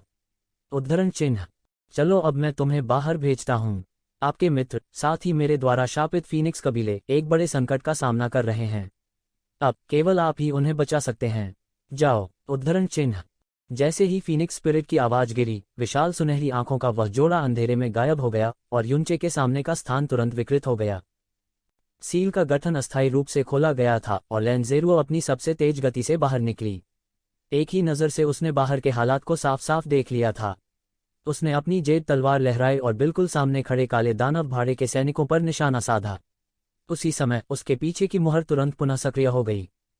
कैप्टन ब्लैक दानव मौजूद नहीं था और अन्य 3 ट्रू प्रोफाउंड रियलम विशेषज्ञ, ब्लैक टाइगर, ब्लैक डेविल और ब्लैक वुल्फ भी मौजूद नहीं थे। लैन शुएरू के लिए निस्संदेह यह सबसे अच्छी स्थिति थी। जुआनली के साथ, जो ट्रू प्रोफाउंड रियलम के तीसरे स्तर पर थी, अगर वह आना और जाना चाहती थी, तो नवजात प्रोफाउंड रियलम के ये खलनायक उसे रोक नहीं पाएंगे। वह चूजा बाहर आ रहा है। जल्दी करो और कप्तान को सूचित करो। लैन जुएरुओ को अचानक बाहर निकलते देख निकटतम छोटा समूह भी बिना तैयारी के पकड़ा गया। इससे पहले कि वे उसे रोक पाते, उनके हाथों में सभी हथियार लैन जुएरुओ द्वारा उड़ते हुए भेजे गए थे। लैन जुएरुओ की ताकत के साथ उन्हें एक ही वार से मारने के लिए यह पूरी तरह से पर्याप्त था। हालांकि उसके दिल में उसने कभी किसी को मारने के बारे में नहीं सोचा था। खाना रखने वाला तंबू ठीक उसके सामने था और लैन शुएरुओ ने इसे एक नज़र से देखा। उसने अपनी जेड तलवार को लहराया और उसका सुंदर शरीर फूलों के बीच से गुजरती तितली की तरह तेजी से आगे बढ़ा। वह लगातार 10 से अधिक लोगों के घेरे से आगे निकल गई और कुछ ही सांसों में तंबू के सामने आ गई। फिर उसने जल्दी से अपने बाएं हाथ की जेड फिंगर पर स्थानिक अंगूठी को हटा दिया। हालांकि इस समय हवा के 2 खतरनाक झोंकों ने अचानक उसे दोनों तरफ से मजबूर कर दिया। वाइस कैप्टन ब्लैक टाइगर और ब्लैक वुल्फ एक साथ एक भयावह मुस्कान के साथ टेंट के पीछे से कूदे। 2 वुल्फ फैन क्लब बाएं और दाएं से लैन जुएरुओ की ओर झपटे, जिससे उसे जल्दी से पीछे हटने के लिए मजबूर होना पड़ा। उसके पीछे वाइस कैप्टन ब्लैक डेविल भी एक अनजान जगह से कूद गया। उन तीनों ने अपने वुल्फ फैन क्लबों को क्षैतिज रूप से पकड़ रखा था और बीच में लैन जुएरुओ को घेर लिया था। उनकी मुस्कान अतुलनीय रूप से भयावह और आत्मसंतुष्ट थी। मुझे पता था कि तुम लोग ऐसा करोगे। टस्क टस्क, हम लंबे समय से तुम्हारा इंतजार कर रहे हैं। ब्लैक वुल्फ ने अपने मुंह के कोने को चाट लिया क्योंकि उसने लैन ज्वेरो को वासना से भरी आंखों से देखा। यह महिला वास्तव में इस हद तक सुंदर हो सकती है। यह बस मुझे मार रही है। लैन ज्वेरो को पहली बार करीब से देखने पर ब्लैक टाइगर की लार पहले से ही अनियंत्रित रूप से नीचे बह गई थी। तुम अभी भी क्या बकवास कर रहे हो? पहले उसे पकड़ लो। भले ही यह सुंदरता युवा है, जुआनली कप्तान से थोड़ा कम नहीं है। आपको कम से कम थोड़ा और सावधान रहना चाहिए। एक कम चीख के साथ 3 वुल्फ फैन क्लब एक साथ 3 अलग अलग दिशाओं से लैन ज्वेरो की ओर आ गए। लैन ज्वेरो के मुंह के कोने से एक कड़वी मुस्कान का पता चला। उसने पूरे 4 दिनों तक पानी की एक बूंद भी नहीं पी थी। भले ही जुआनली जबरदस्ती उसका समर्थन कर रही थी और वह भूख, प्यास, चिंता और दिल के दर्द की लंबी अवधि के तहत सतह पर अस्वस्थ दिखाई दे रही थी, उसका शरीर लंबे समय से असहनीय रूप से कमजोर हो गया था। जुआनली मुश्किल से ही अपनी सामान्य ताकत का आधा प्रदर्शन कर पाती थी। उसे यह भी पता नहीं चला कि ये तीनों लोग अभी कहाँ छिपे थे। यदि यह एक सामान्य दिन होता तो वह अभी भी इन 3 लोगों के साथ ट्रू प्रोफाउंड रियल्म के पहले स्तर पर खुद से निपट सकती थी। लेकिन उसकी वर्तमान स्थिति में जीत के बारे में तो भूल ही जाए, बचना भी लगभग असंभव था। अपनी जेड तलवार की एक लहर के साथ जुआनली की शक्ति बाहर की ओर निकली। एक ही वार के साथ उसने तीनों के सभी हमलों को पूरी तरह से डिफ्लेक्ट कर दिया, लेकिन वह खुद ही पीछे हटने से अपना संतुलन खो बैठी। उसने अपने जेड दांतों को भींच लिया क्योंकि उसकी आंखों में सुनहरी रोशनी थोड़ी टिमटिमा रही थी। उसने अपनी सारी जुआनली को संभाल लिया और अब लड़ने का प्रयास नहीं किया। इसके बजाय वह अचानक उछली और उनके घेराव से बचने की कोशिश में हवा में उछली। लेकिन उन तीनों ने स्पष्ट रूप से उसके इरादों का अनुमान लगा लिया था। ब्लैक डेविल ने उपहास किया, भागना चाहते हैं? हे, जब से तुम बाहर आए हो वापस जाने के बारे में भी मत सोचो। स्वर्ग टूटता हुआ हिंसक प्रहार, उद्धरण चिन्ह। ब्लैक डेविल ने तुरंत छलांग लगाई और अपने क्लब को लैन ज्वेरो की ओर जमकर पीटा। लैन ज्वेरो ने उसे अपनी तलवार से अवरुद्ध कर दिया, लेकिन जब वह उतरी तो लड़खड़ा गई। इस समय उसके पीछे से जंगली हंसी का एक विस्फोट आया, हा हा हा हा। इस आवाज ने लैन ज्वेरो के दिल को बुरी तरह ठंडा कर दिया, क्योंकि यह स्पष्ट रूप से ब्लैक डेविल की आवाज थी। जैसे ही आवाज गिरी, हवा के तेज झोंके ने अचानक पीछे से हमला कर दिया। लैन ज्वेरो चकमा देने में असमर्थ थी और यहां तक अपनी तलवार घुमाने में भी बहुत देर हो चुकी थी। वह केवल एक बैकहैंड से बाहर निकल सकती थी और बलपूर्वक हमले को स्वीकार कर सकती थी। पफट, जुआनली कमजोर थी और घात लगाकर हमला करने की स्थिति में भी थी। वर्तमान लैन ज्वेरो संभवतः पीछे से ब्लैक डेविल के हमले का सामना कैसे कर सकता है? उसके नाजुक शरीर को सीधे उड़ते हुए भेजा गया था और खून का एक निशान धीरे धीरे उसके मुंह के कोने से नीचे सरक गया। दूसरी ओर ब्लैक डेविल एक पल के लिए स्तब्ध रह गया। उसने पहले भी लैन ज्वेरो के साथ मारपीट की थी और यहां तक उसके द्वारा अपनी तलवार के वार से घायल भी किया गया था। अपने दिल में वह अभी भी उससे कुछ डरता था। यही वजह थी कि उसने उसे तिरस्कारपूर्वक घात लगाने के लिए चुना। हालांकि उन्हें उम्मीद नहीं थी कि उनका यह हमला वास्तव में इतना प्रभावशाली परिणाम देगा। लैन ज्वेरो को देखते हुए, जो वर्तमान में धीरे धीरे अपने मुंह के कोने से खून पोंछ रहा था, ब्लैक डेविल कदम दर कदम आगे बढ़ा और एक बदसूरत मुस्कान के साथ मुस्कुराया। हे छोटी सुंदरता, इस बार तुम बच नहीं पाओगी। आज्ञाकारी रूप से मेरे साथ लौटो और मेरे कप्तान की पत्नी बनो। मैं गारंटी देता हूं कि आप भविष्य में अच्छे से खा पी सकेंगे। जब वह समय आएगा तो मैं अंदर के सभी लोगों को रिहा कर दूंगा और यह आपसे केवल एक शब्द लेगा। लैन ज्वेरो जमीन से उठ खड़ी हुई। उसकी सुंदर आंखें ठंडी थीं, लेकिन उसके दिल में डैक उमड़ आया। उसने उम्मीद नहीं की थी कि उसके अच्छे शरीर के साथ वह वास्तव में हीन खलनायकों के एक समूह द्वारा लगभग निराशा के बिंदु पर मजबूर हो जाएगी। वह बोलती नहीं थी और मौत के लिए अंतिम संघर्ष की तैयारी करते हुए उसके सामने क्षैतिज रूप से अपनी जेड तलवार रखती थी। टस्क, तुम्हारा स्वभाव बहुत सख्त है। ब्लैक डेविल ने अपनी उंगलियों से उसकी ठुड्डी पर चुटकी ली और धीरे धीरे लैन ज्वेरो के पास पहुंचा। उसकी मुस्कान और भी खतरनाक हो गई। ऐसा लगता है कि अगर मैं तुम्हें बाहर नहीं गिराता तो तुम ईमानदार नहीं रहोगे। जब तुम जागोगे और अपने आप को नंगा देखोगे तो देखते हैं कि तुम्हारा स्वभाव अभी भी इतना सख्त है या नहीं। आसपास के काले दानव भाड़े के सैनिकों ने भद्दी हंसी की लहर छोड़ दी। ब्लैक डेविल ने भी एक बड़ा कदम आगे बढ़ाया और लैन ज्वेरो की ओर अपनी वुल्फ नुकीली गदा को घुमाया। बजना बजना, क्लैंग। लैन ज्वेरो ने अपने जेड दांतों को भींच लिया और ब्लैक डेविल के हमले को रोकने के लिए अपनी पूरी ताकत का इस्तेमाल किया। पहला ब्लॉक, उसने एक बड़ा कदम पीछे लिया। दूसरा ब्लॉक, उसका दाहिना हाथ सुन्न हो गया और वह लगभग गिर गई। तीसरा ब्लॉक, उसे सीधे जमीन पर गिरा दिया गया और उसके हाथ में जेड तलवार भी दूर उड़ गई। हे, ब्लैक डेविल ने अपनी वुल्फ फैंग गदा को उसके पीछे फेंक दिया और अपने हाथों को रगड़ते हुए गिरे हुए लैन ज्वेरो की ओर चल पड़ा। अपनी भद्दी हंसी के बीच उसने उसे एक हाथ से पकड़ लिया। चीख। इस समय एक जोरदार और कान छिदवाने वाली फीनिक्स की आवाज अचानक उनके कानों में पड़ी, जिससे उनके कान बज उठे। ब्लैक डेविल का पूरा शरीर भी अकड़ गया और उसकी हरकत जगह जगह रुक गई। इससे पहले कि वह प्रतिक्रिया कर पाता, उसने देखा कि गुफा के प्रवेश द्वार को बंद करने वाली संरचना के माध्यम से एक विशाल ज्वाला आकृति अचानक टूट गई और हवा की चिलचिलाती लहर के साथ उनकी ओर दौड़ पड़ी। वह लौ की आकृति एक छोटी फीनिक्स की तरह थी जो अपने पंख फैलाकर नाच रही थी। रुको, फीनिक्स, फीनिक्स! सभी की आंखें तुरंत चौड़ी हो गईं और उनके मुंह खुले रह गए। और इसके बाद फीनिक्स सीलिंग फॉर्मेशन से बाहर निकल गया। इसने लेंस यूरो के स्थान की ओर एक उल्का की तरह बहुत तेज गति से गिराया। बूम! फीनिक्स जमीन पर गिर गया और 50 मीटर से अधिक लंबी एक ज्वाला विस्फोट शुरू कर दिया। Black devil, black tiger, black devil, black wolf और आसपास के सभी ब्लैक दानव भाड़े के सैनिकों को आग की लहर से उड़ाते हुए भेजा गया था। वे हक्का बक्का होकर गिर पड़े और फिर शरीर पर लगी आग को बुझाते हुए बुरी तरह चीखते चिल्लाते पागलों की तरह जमीन पर लौट गए। ब्लैक डेविल को दर्जनों मीटर दूर उड़ते हुए भेजा गया। वह खेत की स्थिति में खड़ा हो गया और दहाड़ते हुए अपने शरीर पर लगी आग की लपटों को जोर से थपथपाया। कौन? कौन है? जैसे ही वह चिल्लाया, उसकी आंखें अचानक चौड़ी हो गईं, क्योंकि जैसे ही आग की लपटों से लाल बत्ती धीरे धीरे हटी, उसने पाया कि वास्तव में लाशें थीं जो उसके सामने जीवन के सभी लक्षण खो चुकी थीं। ज्वाला विस्फोट की सीमा के भीतर नवजात गहन दायरे के 5वें स्तर से नीचे के सभी लोगों की मौके पर ही मौत हो गई। उनके कुछ शरीर के कई टुकड़े कर दिए गए और बिना पूरी लाश के मर गए। कुछ लाशें अभी भी भयंकर रूप से जल रही थीं और धीरे धीरे झुलसी हुई लाशों में बदल गईं जो देखने में बहुत भयानक थीं। यूचे को देखकर, जो अचानक उसके सामने आ गया, लैन शुएरुओ की आंखें धुंधली हो गईं।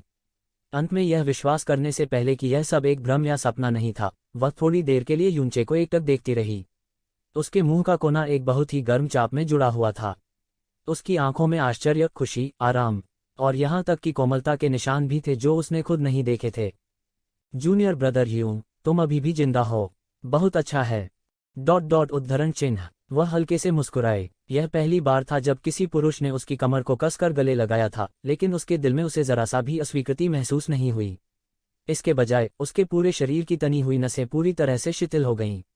यह जानते हुए कि युनचे अभी भी जीवित था, उसकी सारी घबराहट, भय और उसके शरीर में दर्द सभी को खुशी से बदल दिया गया। यूचे द्वारा इस तरह गले लगाए जाने पर उसे एक तरह की संतुष्टि और मन की शांति महसूस हुई जो उसने पहले कभी महसूस नहीं की थी। मैंने पहले भी सीनियर सिस्टर से कहा है कि मैं अपनी जिंदगी को सबसे ज्यादा प्यार करने वाली इंसान हूं, तो मैं इतनी आसानी से कैसे मर सकती हूं? ... आओ, ये खा लो। यूचे ने एक हेवन रिवर्सल पैलेट निकाला और धीरे से लैन जुएरुओ के मुंह में रख दिया। लैन शुएरु ने बिना किसी झिझक के इसे निगल लिया।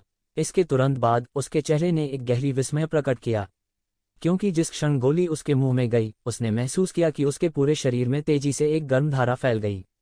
उसकी सभी चोटें जल्द ही असहज महसूस करना बंद कर देती हैं और फिर बहुत तेज गति से ठीक हो जाती हैं। हेवन रिवर्सल पिल, एक दवा जो थोड़े समय में चोटों को जल्दी से ठीक कर सकती है, न केवल कीमती सामग्री से बनी थी, बल्कि इसके लिए बेहद कठोर शोधन तकनीकों और बहुत लंबे शोधन समय की भी आवश्यकता थी। गोली के उसके मुंह में जाने के बाद लैन शुएरुओ को तुरंत पता चल गया कि यह हेवन रिवर्सल पिल थी, जिसे चोटों को ठीक करने के लिए एक पवित्र दवा कहा जा सकता है। इसके अलावा यह हेवन रिवर्सल पिल थी जो ग्रेट हेवन रिवर्सल पिल के बाद दूसरे स्थान पर थी। भले ही इस तरह की हेवन रिवर्सल पिल को एक शीर्ष संप्रदाय में रखा गया हो, फिर भी यह एक अत्यंत कीमती शीर्ष स्तर की दवा होगी। यूचे मंद मंद मुस्कुराया, लैन शुएरुओ को उठने में मदद की और धीरे से कहा, सीनियर सिस्टर, आपको थोड़ी देर के लिए आराम करना चाहिए। इन बुरे लोगों को मेरे पास छोड़ दें। दूसरी ओर उस लौ के हमले ने अभी अभी 13 काले दानव भाड़े के सैनिकों को मार डाला था, जिससे काला दानव डर से कांपने में असमर्थ हो गया था। उसके बगल में ब्लैक वुल्फ ने कहा, कप्तान, घबराओ मत। यह निश्चित रूप से 1 महीने पहले जैसा ही विशेष हथियार है और ऐसा एक ही हथियार होना चाहिए, अन्यथा वह इसका उपयोग करने के लिए अब तक प्रतीक्षा नहीं करता। उद्धरण चिन्ह। ब्लैक वुल्फ के शब्दों को सुनकर ब्लैक दानव के दिल में डर बिना किसी निशान के तुरंत गायब हो गया। यह निस्संदेह सबसे उचित व्याख्या थी। यहाँ तक अगर आप उसे पीट पीट कर मार डालते हैं तो भी उसे विश्वास नहीं होगा कि नवजात गहरा क्षेत्र जुआंजे इस तरह का हमला कर सकता है। उसने एक बड़ा कदम आगे बढ़ाया, युनचे की ओर इशारा किया और बेतहाशा दहाड़ते हुए बोला, अरे कमीने, मेरे 10 से ज्यादा भाइयों को मारने की तुम्हारी हिम्मत कैसे हुई? मैं तुम्हारी चमड़ी उधेड़ दूंगा, जाओ, मेरे लिए उन दोनों को नीचे उतारो। स्त्री और पुरुष दोनों जीवित होने चाहिए। उद्धरण चिन्ह। आसपास के काले दानव भाड़े के सैनिकों ने चिल्लाया क्योंकि उन्होंने अपने हथियार लहराए और एक साथ हमला किया। लेंज़ेरुओ का दिल, जो अभी अभी शांत हुआ था, अचानक एक बार फिर तनाव में आ गया क्योंकि उसने उत्सुकता से कहा, जूनियर भाई यून, जल्दी से चले जाओ। तुम्हारे पास इतना मजबूत गहन आंदोलन कौशल है, तुम निश्चित रूप से बच सकते हो। तुम्हारे भागने के बाद मेरे पास भी एक बचने और आपसे मिलने का तरीका। यूनचे मुस्कुराया और उसने अपना सिर हिलाया और कहा, यदि वरिष्ठ बहन के पास वास्तव में कोई रास्ता होता तो तुम अभी उनके द्वारा लगभग पकड़ी नहीं जाती। मैं बच नहीं पाऊंगा और मुझे भागने की जरूरत नहीं है। जब तक चूंकि मैं यहाँ हूँ, मैं निश्चित रूप से सीनियर सिस्टर को जरा सा भी नुकसान नहीं होने दूंगा। जैसे ही उसकी आवाज गिरी, यूचे के हाथ में टाइगर सोल तलवार अचानक आगे की ओर झुक गई। जैसे ही इसे घुमाया गया, 1 मीटर लंबी तलवार ने अचानक 7 मीटर लंबी आग की लपटें उगल दीं। ज्वाला की जीभ तलवार से उड़ गई और आने वाले काले दानव भाड़े के सैनिकों की ओर बह गई। डांसिंग फ्लेम एक क्रोधित फायर ड्रैगन की तरह था क्योंकि यह दहाड़ता था और काले दानव भाड़े के सैनिकों के शरीर पर हमला करता था। अतिव्यापी चीखों के बीच 5 काले दानव एक ही समय में बह गए। उनमें से प्रत्येक के शरीर पर आधा फुट लंबा घाव था। ताज़ा खून बेतहाशा बह निकला और घाव के आसपास का क्षेत्र, कपड़े और त्वचा सभी लाल हो गए थे। सामने वाले के घाव के आसपास का क्षेत्र पहले से ही काला हो चुका था। वे पांचों पीड़ा से कराहते हुए भूमि पर लौट गए, उनकी आवाज़ भूतों के रोने और भेड़ियों के गरजने जैसी थी। लेंशुएरुओ की खूबसूरत आंखें अचानक चौड़ी हो गईं। वह सदमे और खुशी में चिल्लाने से पहले कुछ देर तक खाली देखती रही। जूनियर ब्रदर यून, तुम्हारी जुआनली वास्तव में पहले से ही नवजात गहन दायरे के 10वें स्तर पर है। वह यूचे की जुआनली की वर्तमान ताकत को महसूस कर सकती थी, लेकिन जिस आवाज में वह चिल्लाई उसमें अविश्वास की गहरी भावना थी। केवल 1 महीना बीता था। वह वास्तव में नवजात गहन क्षेत्र के पहले स्तर से नवजात गहन दायरे के 10वें स्तर पर पहुंच गया था। 1 महीने में ही उसने लगभग एक पूरा क्षेत्र पार कर लिया था। इतना ही नहीं, बल्कि उसने अभी अभी जो ज्वाला आक्रमण प्रदर्शित किया था, वह अग्निगुण गहन कला की तुलना में कई गुना अधिक शक्तिशाली था जिसे उसने पहले प्रदर्शित किया था। ठीक है, क्योंकि मैंने उस फीनिक्स ट्रायल को सफलतापूर्वक पास कर लिया था, मैंने एक रहस्यमय डिवाइन फीनिक्स पिल प्राप्त की जिसने मेरी जुआनली को नवजात गहन दायरे के शिखर तक सीधे पहुंचने की अनुमति दी। यूनचे ने लेंशुएरुओ के सामने खड़े होकर मुस्कुराते हुए कहा। उसने मूल रूप से सोचा था कि डिवाइन फीनिक्स पिल उसके जुआनली को लगभग 5 या 6 स्तरों तक बढ़ाने में सक्षम होना चाहिए, लेकिन उसने कभी यह उम्मीद नहीं की थी कि यह वास्तव में उसे लगातार 9 स्तरों को पार करने की अनुमति देगा। यह स्पष्ट रूप से इस तथ्य से संबंधित था कि उसके पास विधर्मी भगवान का अग्नि बीज था, जिसने उसे लगभग 100% डिवाइन फीनिक्स पिल की शक्ति को अवशोषित करने की अनुमति दी थी। काला दानव और अन्य सभी 5 काले दानव भाड़े के सैनिकों को देखकर चौंक गए, जिनका औसत जुआनली नवजात गहन क्षेत्र के 5वें स्तर पर था। टाइगर सोल तलवार को देखकर, जो यूनचे के हाथों में आग की लपटों से जल रही थी, ब्लैक वुल्फ ने जोर से कहा, तो तुम जियोशोल के लोगों में से नहीं हो, तुम बनिंग हेवन स्कूल के लोगों में से एक हो। अभी अभी यूनचे के हमले से उन्होंने यूनचे के जुआनली के स्तर का भी पता लगा लिया था, नसेंट प्रोफाउंड रियल्म का 10वां स्तर। और बनिंग हेवन स्कूल के एक शिष्य के अलावा नवजात गहन दायरे में ऐसी आश्चर्यजनक लॉ जुआनली को छोड़ने में सक्षम होने के लिए वह किसी अन्य संप्रदाय के बारे में नहीं सोच सकता था जो ऐसा कर सके। बनिंग हेवन स्कूल, कोई फर्क नहीं पड़ता कि यह जियोस्कॉल का है या बनिंग हेवन स्कूल का, उसे मरना ही होगा, अन्यथा हम सब समाप्त हो जाएंगे। ब्लैक डेमन ने शांत चेहरे के साथ कहा। हालांकि उसे जरा सा भी डर नहीं था। भले ही थोड़ी परेशानी थी, वह नवजात गहन क्षेत्र के केवल 10वें स्तर पर था, बस कुछ भी नहीं था का डर। उसे हिलने डुलने की भी जरूरत नहीं थी। 3 उपकप्तानों में से कोई भी उसे हरा सकता था। यह बववा, उसके पास वास्तव में अहंकार से भरा चेहरा है। मैं उसे अपंग कर दूंगा। ब्लैक वुल्फ ने कम चिल्लाया और ट्रू प्रोफाउंड रियल्म के जुआनली ने उसके पूरे शरीर को ढंक दिया। उसके पैर जमीन पर आ गए और उसका शरीर तेजी से यूनचे की दिशा की ओर बढ़ गया। उसके हाथों में नुकीला भेड़िया नुकीला गदा सीधे यूनचे के चेहरे की ओर धंस गया। यह बहुत स्पष्ट था कि यूनचे के युवा और आकर्षक सुंदर लड़के के चेहरे ने उसे अवचेतन रूप से जलन महसूस कराई थी। यूनचे की भौहें तन गईं। उसका हाथ लेंशुएरुओ की पतली कमर पर टिका हुआ था और उसका फिगर थोड़ा हिल गया था। वुल्फ फैंड मेस ने जमकर डांस किया और आसानी से यूनचे के चेहरे पर जा गिरा। लेकिन इससे पहले कि ब्लैक वुल्फ मुस्कुराता, उसकी अभिव्यक्ति अचानक बदल गई। क्योंकि वुल्फ फैंड मेस, जो यूनचे पर स्पष्ट रूप से टूटा था, रुका नहीं क्योंकि इसने अपने लक्ष्य को मारा था और इसके बजाय सीधे यूनचे के शरीर से होकर गुजरा। इसके पूरी तरह से गुजर जाने के बाद ही भ्रामक आकृति गायब हुई और यूनचे का असली शरीर लेंशुएरुओ को लेकर पहले ही ब्लैक वुल्फ की तरफ आ चुका था। उसने अपना सिर नहीं घुमाया, न ही उसने इधर उधर देखा। उसकी बाईं कोहनी अचानक पीछे की ओर धंस गई और ब्लैक वुल्फ की कमर पर जमकर प्रहार किया और फिर तुरंत पीछे हट गई। उसकी चाल तैरते हुए बादलों और बहते पानी की तरह चिकनी थी। जुआनली की वृद्धि के बाद स्टार गॉड्स ब्रोकन शैडो की गति और दूरी भी बहुत बढ़ गई थी। ब्लैक वुल्फ का उल्लेख नहीं है, यहाँ तक ब्लैक डेमन और लैन ज़ेरुओ भी पहले उसके टेलीपोर्टेशन को देखने में पूरी तरह से असमर्थ थे। इसके अलावा यह उस स्थिति के तहत था जहां उसने अपनी बाहों में लैन ज़ेरुओ के साथ टेलीपोर्ट किया था।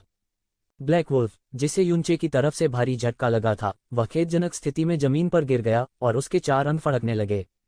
ब्लैक टाइगर और ब्लैक घोस्ट एकटक घूर रहे थे। ब्लैक टाइगर ने एक सांस ली और कहा, हम, जैसा कि 4 प्रमुख संप्रदायों में से किसी से उम्मीद की जाती है।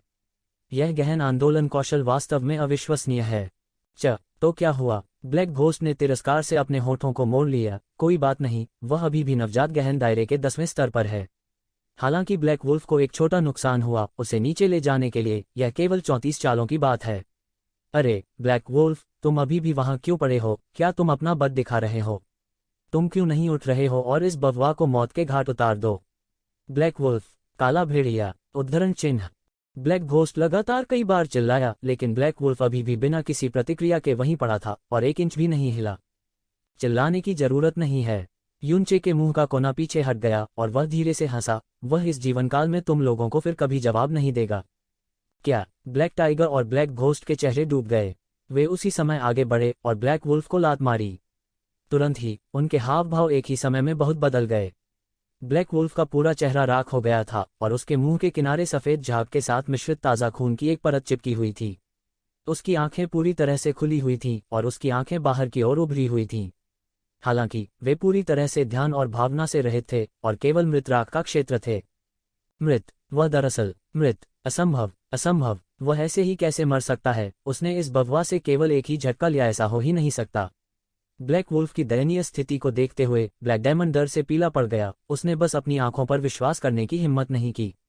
एक प्रथम स्तर के ट्रू प्रोफाउंड रियलम जुआनजे कैसे हो सकते थे, जिन्होंने 10वें स्तर के नवजात प्रोफाउंड रियलम जुआनजे से एक झटका लिया, मर गए ऐसे ही। उनके बीच का अंतर केवल एक स्तर का नहीं था, एक बड़े क्षेत्र का विभाजन भी था। यहाँ तक लैन शुएरुओ की खूबसूरत आंखें भी चौड़ी हो गईं क्योंकि वह कुछ देर के लिए खाली देखती रही। हालांकि जब उसे याद आया कि उसने जियो लुओचेन को अपंग कर दिया था, जो नवजात गहन दायरे के 10वें स्तर पर था, तो उसने तुरंत अधिक सहज महसूस किया। नवजात गहन दायरे के 10वें स्तर से एक झटका स्पष्ट रूप से एक सच्चे गहरे क्षेत्र शैंज को सीधे नहीं मार सकता था। हालांकि यद्यपि यूनचे की जुआनली विधर्मी आत्मा के तहत नवजात गहन दायरे के 10वें स्तर पर थी, लेकिन उसकी जुआनली की ताकत उससे कहीं अधिक थी। इस तथ्य के अलावा कि उसने अनगिनत लोगों को मार डाला था, वह मानव शरीर की संरचना से अतुलनीय रूप से परिचित था और मानव शरीर के घातक एक्यूपंक्चर बिंदुओं के स्थान से परिचित था। एक ही झटके में मार देना बिल्कुल भी अप्रत्याशित नहीं था। तुमने वास्तव में हमारे तीसरे भाई को मार डाला। मैं तुम्हारी लाश के 10,000 टुकड़े कर दूंगा। ब्लैक घोस्ट और ब्लैक टाइगर एक ही समय में गुस्से में थे। अपने पूरे शरीर में क्रोध और हत्या के इरादे से भरे हुए वे एक साथ यूनचे की ओर बढ़े। 2 वुल्फ फैंड में से एक आश्चर्यजनक जुआनली तूफान में ऊपर उठे और यूनचे की ओर जोर से टकराए। यूनचे ने हल्के से लैन शुएरुओ को पीछे की ओर धकेला। इस बार उसने चकमा नहीं दिया, बल्कि हल्के से हवा की सांस ली। उसके शरीर में विधर्मी आत्मा और उसके हाथ में टाइगर सोल के साथ उसकी तलवार का ब्लेड धधकती लपटों से प्रज्वलित हो गया। यह स्पष्ट था कि वह 2 ट्रू प्रोफाउंड रियल्म जुआनजे के संयुक्त हमले का मजबूती से सामना करने जा रहा था। छोटे भाई यूं, सावधान। लैन शुएरुओ तुरंत चौंक गया और अनजाने में चिल्लाया, नवजात गहन क्षेत्र 2 वास्तविक गहन क्षेत्रों के हमलों का सामना कैसे कर सकता है? क्लैंग, टाइगर सोल स्वॉर्ड और 2 वुल्फ नुकीले गदा एक साथ ठोस रूप से टकराए और धातु की कान छिदवाने वाली आवाज लंबे समय तक सुनाई देती रही। इस समय ब्लैक घोस्ट और ब्लैक टाइगर के मुंह के कोने ठंडी मुस्कान प्रकट कर रहे थे। अगर विरोधी ने पहले उस रहस्यमय गहन आंदोलन कौशल का इस्तेमाल किया होता तो उन्हें सिरदर्द हो सकता था, लेकिन चून की प्रतिद्वंद्वी ने लापरवाही से इसका मुकाबला किया, वे निश्चित थे कि इसका एकमात्र परिणाम यह होगा कि उनके हाथ सीधे घायल हो जाएंगे या यहां तक मौके पर ही हार जाएंगे। लेकिन उनकी ठंडी मुस्कान केवल एक पल के लिए ही रही, पूरी तरह से जमने से पहले, क्योंकि जो उनकी भुजाओं से निकला था वह वास्तव में एक अविश्वसनीय रूप से बड़ी पुनरावृत्ति शक्ति थी। इससे उनकी भुजाओं में तेज दर्द होने लगा और उनके अंगूठे और तर्जनी के बीच का जाल फट गया और यूनचे की बाहें भी डूब गईं, लेकिन तुरंत ही उसके माथे पर फीनिक्स की छाप हल्की सी चमक उठी। उसके मुंह से धीमी चीख के साथ टाइगर सोल सोड 2 भेड़िए नुकीली गदा के दमन के तहत एक सांस के समय के लिए रुक गया। फिर इसने अचानक एक कान छिदवाने वाली बाघ की दहाड़ छोड़ी जो 2 वुल्फ नुकीली गदा से होकर गुजरी और ब्लैक घोस्ट और ब्लैक टाइगर की ओर बह गई, जिसकी पुतलियां एक धधकती लौ को ले जाते हुए बेहद फैली हुई थीं। RIP दो वुल्फ फैंग मेज बड़े करीने से आधे में काटे गए थे और युनचे का स्टार गॉड्स ब्रोकन शैडो भी उसी क्षण सक्रिय हो गया था। तेज रोशनी की एक लकीर लिए हुए वह बिजली की तरह दो लोगों के शरीर के बीच से गुजरा और उनके पीछे 5 कदम दिखाई दिया। ब्लैक टाइगर और ब्लैक घोस्ट के हाव भाव उनकी पुतलियों के फैलते ही जम गए। घातक सन्नाटे के तहत उनके सिर बड़े करीने से उनकी गर्दन से गिरे और सूखी जमीन पर लुढ़क गए। बूढ़ा शैतान, चीता, उद्धरण चिन्ह। ब्लैक डेविल और ब्लैक टाइगर को एक पल में सिर कटता देख ब्लैक डेमन की हिम्मत टूट गई और उसने मौके पर ही खून के छींटे मार दिए। काले दानव भाड़े के सैनिक सभी हक्का बक्का रह गए।